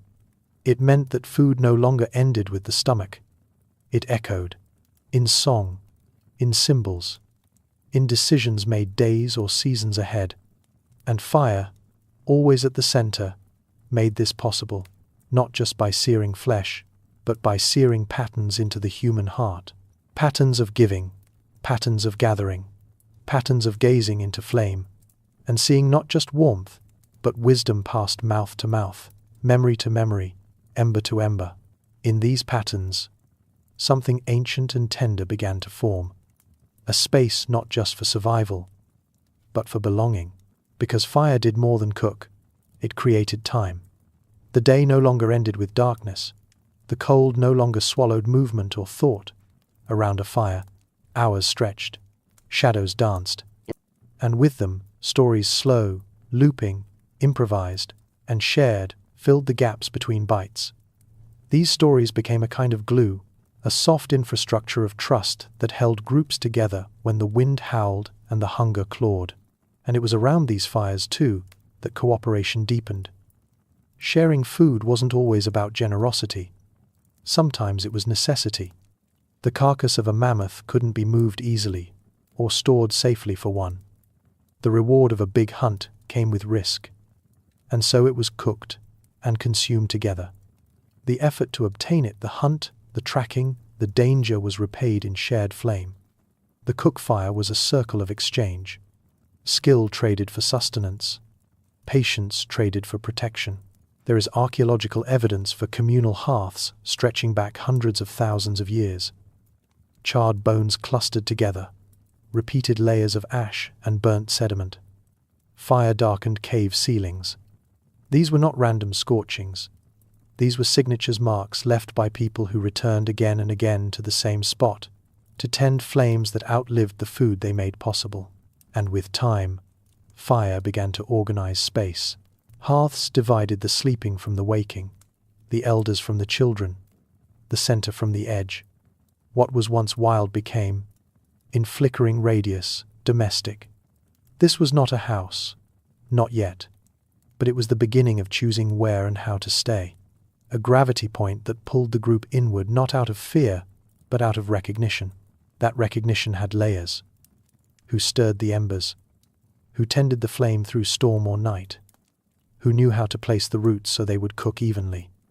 Who kept the children back from the heat? Who noticed the signs of meat turning or sparks rising too fast? These were small roles, but they added up. In firelight, hierarchy emerged not only from hunting, but from caregiving, patience, and the choreography of cooking. This was the real revolution. Not just the invention of tools or the chase of calories, but the realization that survival could be shared. That warmth was a gift one could give. That food did not need to be eaten in silence or haste. That even in the grip of Ice Age cold, people could create warmth not just around them, but between them. And in that warmth, the brain did something remarkable. It began to reflect. The cooking hypothesis, long debated and often romanticized, proposes that the act of preparing food, especially over fire, radically changed human evolution. Raw meat and tough roots take time to chew, more time to digest. But cooked food softens, breaks down, and delivers energy faster. That energy, saved and redirected, may have helped build the brain. A growing mind is a hungry one. It demands calories, and fire helps supply them. But it wasn't just about fuel. It was about focus. Cooking created waiting. Waiting created attention. Attention created reflection. In the glow of flame, people began to notice things. How meat changed color. How roots smelled sweeter after roasting. How someone else's face flickered in the light. Fire invited not just digestion, but observation, and with that came the slow rise of self-awareness. Shared meals demanded new social skills. You had to read hunger in someone else's eyes, judge fairness in the way a leg bone was passed, interpret mood from silence, memory from gesture. These were not tasks of instinct alone. They were cognitive challenges, and they rewired the brain toward others. The hearth became a stage for empathy, a place to practice theory of mind, to understand that others had thoughts, feelings, fears. You didn't just eat together, you noticed who was missing, who sat farther back, who ate less. These subtle cues became part of survival too, because in a group where fire was shared, so was emotion. Even the language of food changed. Words for bitter, hot, soft, fresh. These weren't just about preference. They were about safety. Teaching a child which berry would make them sick, or which tuber needed ash roasting first, was a life-saving act. Vocabulary expanded not in the hunt, but in the preparation. Around the fire, people named the world not with roars or shouts, but with caution, curiosity, and care. And over time, cooking reshaped time itself. It allowed for planning. A root buried this morning would be unearthed tomorrow. A carcass cached in the snow would be eaten next week. A fat, rich stew might last a season. This delayed gratification, this ability to imagine the future was a mental leap. It turned instinct into strategy, appetite into patience. So when we say that fire changed us, we are not just speaking of burnt wood and browned meat. We are speaking of a moment when survival and thought fused, when the brain that hunted also began to listen, when the hand that struck flint also stirred embers, when food was not just consumed, but contemplated.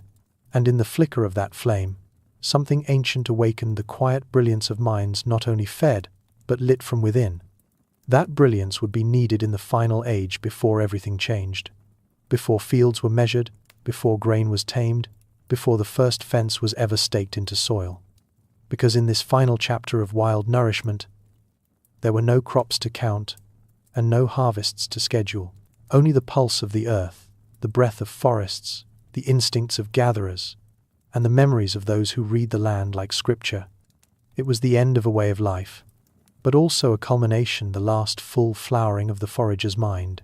As the Ice Age waned, the world reshaped itself. Vast grasslands gave way to swelling forests.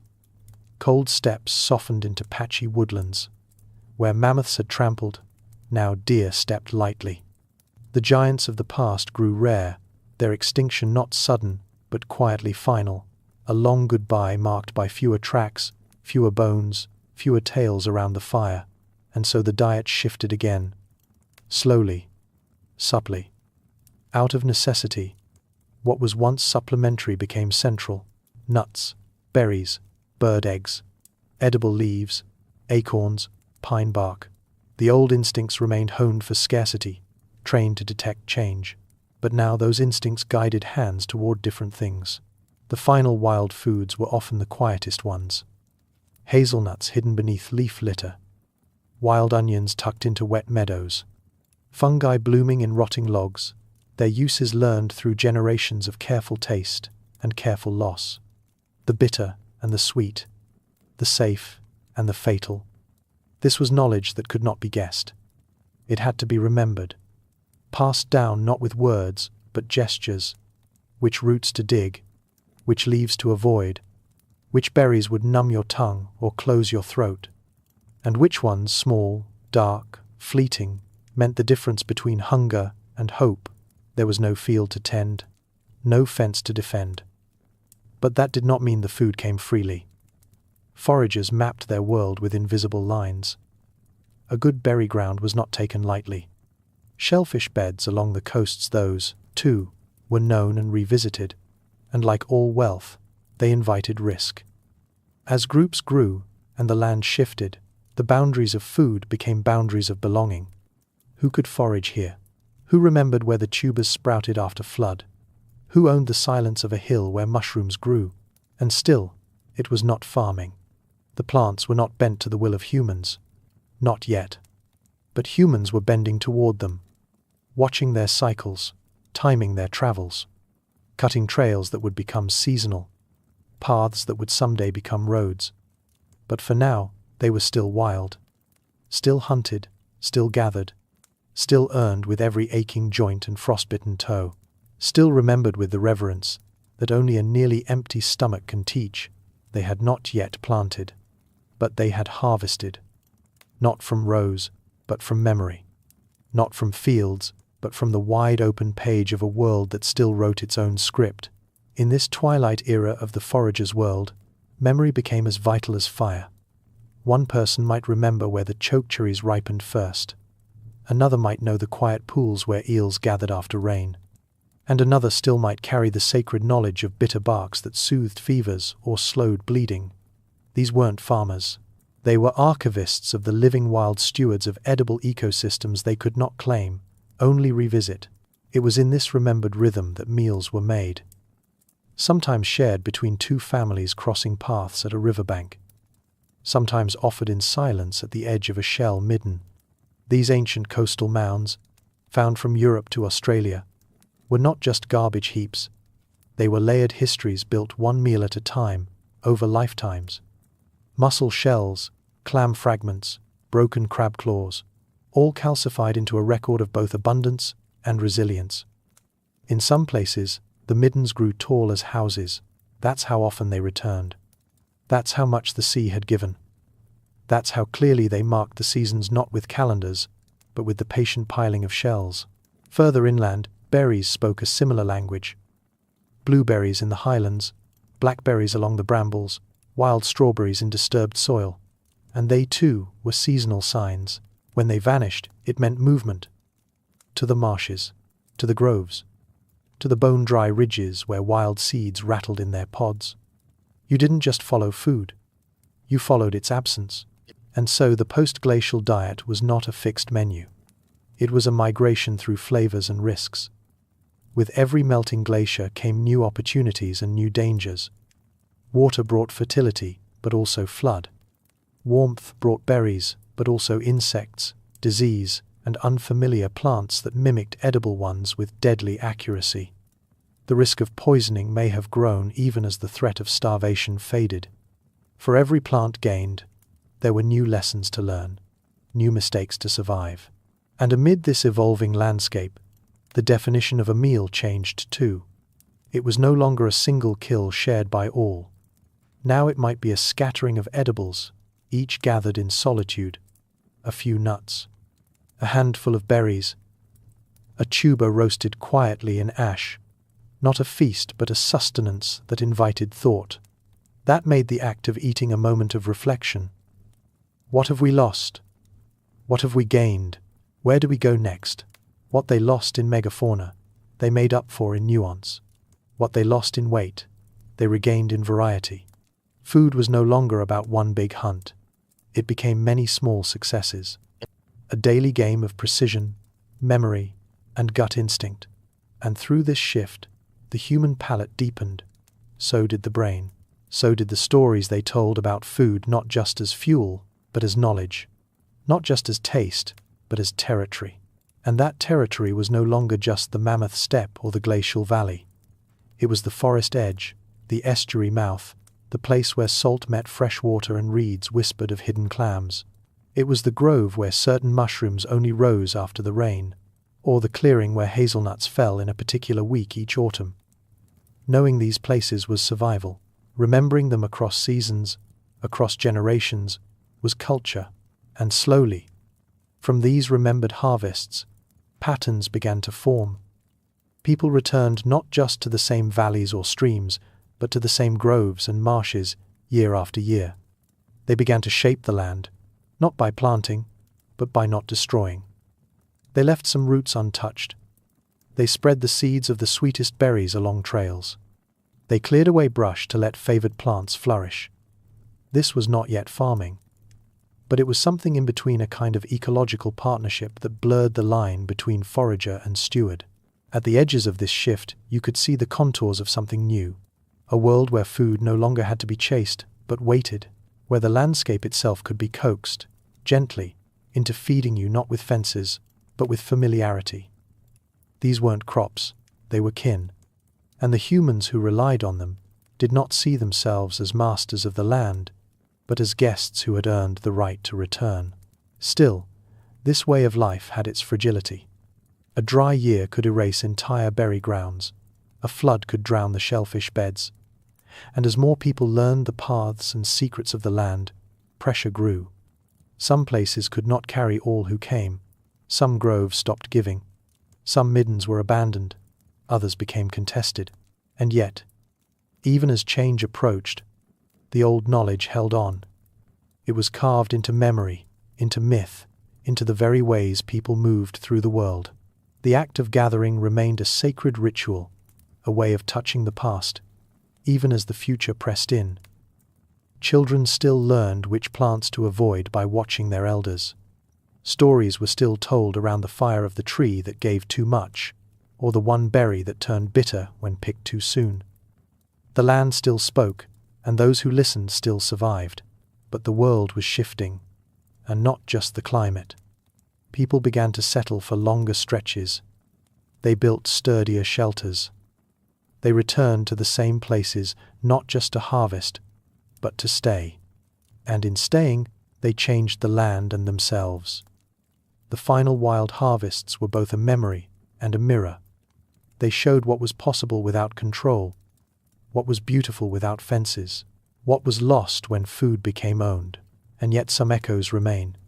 In the wild fig that still grows on a stone terrace, in the crabapple tree twisted beside a modern road, in the bitter greens that grow, unnoticed, between the rows of wheat.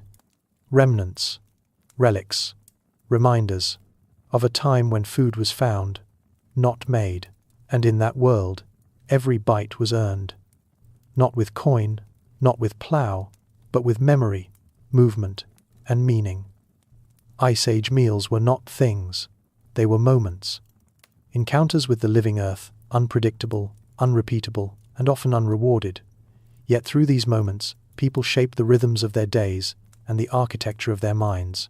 What they ate shaped how they lived, and what they did not eat, because it was sacred, poisonous, or simply unknown, shaped how they thought. To forage was to interpret.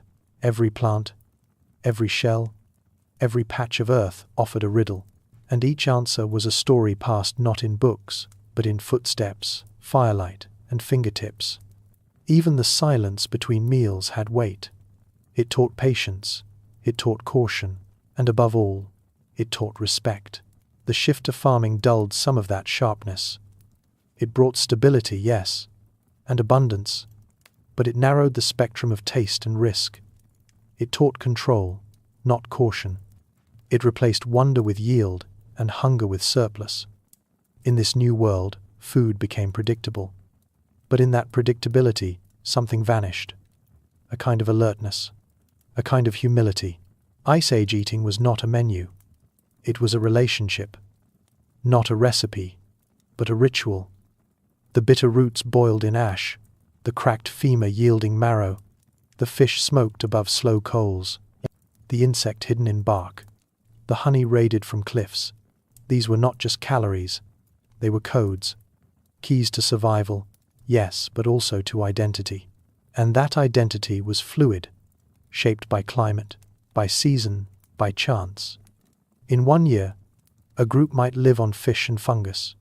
In the next, on nuts and bone. There were no guarantees. Only adaptation, only observation, and above all, only each other. Food was shared not just to fill stomachs but to link lives.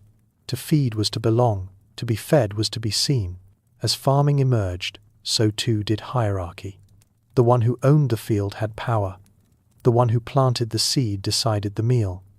But in the forager's world, the giver of food might be anyone or anything. The forest, the river, the insect you didn't squash. Gratitude was not owed to a lord or a law, but to the land itself. And that gratitude was often expressed not with words, but with care, with restraint, with return. This is what the final wild harvests teach us. That food is not only fuel, it is memory, it is meaning. And when we forget where our food comes from, not the supermarket, but the soil, the stream, the sting of the bee, we lose something larger than nutrition. We lose a kind of wisdom, a kind of reverence, and perhaps, in the quietest corners of the earth, that reverence still waits. In a berry bush behind a fence, in a mushroom pushing through concrete, in the hands of a child who doesn't know yet which plants are poison, or which ones once saved us, not just from hunger, but from forgetting who we are. Because food, in the Ice Age, was never merely sustenance. It was memory. It was relationship. It was a thread between the living and the land, between the hunter and the hunted, the gatherer and the gathered, the warmth of the fire and the cold that circled just beyond it. To speak of the final wild harvest is not to mourn its end, but to honor its echo. These were the last meals of a world unbroken, a world where taste came with risk, where fat meant life, and where every bite was a prayer that tomorrow might come. We remember them not because they were exotic, but because they were earned. Dug from frost-bitten soil, stolen from stinging hives, carried across frozen steppes in leather pouches, smoked in caves, buried in pits, fermented under snow. These were not conveniences. They were devotions, proof that to eat was to endure. And in that endurance, we see the shape of a people who did not yet farm, but who knew what it meant to care for the land, not with ploughs and fences, but with footsteps and patience, who took only what they could name, who shared what they could not finish, who fed one another not for profit, but because they were alive. Together, what we lost in the turn toward agriculture was not just variety, but a way of being, a way of knowing, a way of listening. When we stopped hunting, we lost the silence. When we stopped gathering, we lost the gratitude. When we stopped sharing fires beneath the open sky, we lost the stories that rose with the smoke, but not entirely, because some part of us still remembers. In the bite of wild fruit, in the pull toward rivers, in the stillness before a meal, we may no longer eat like Ice Age humans, but we still hunger like them for meaning, for memory, for something real. And perhaps that is the final gift of their forgotten foods, not the recipes, but the reverence. Thank you, fellow sapiens, for walking this long road through the ashes and ice of prehistory, piecing together the final wild harvest before farming began.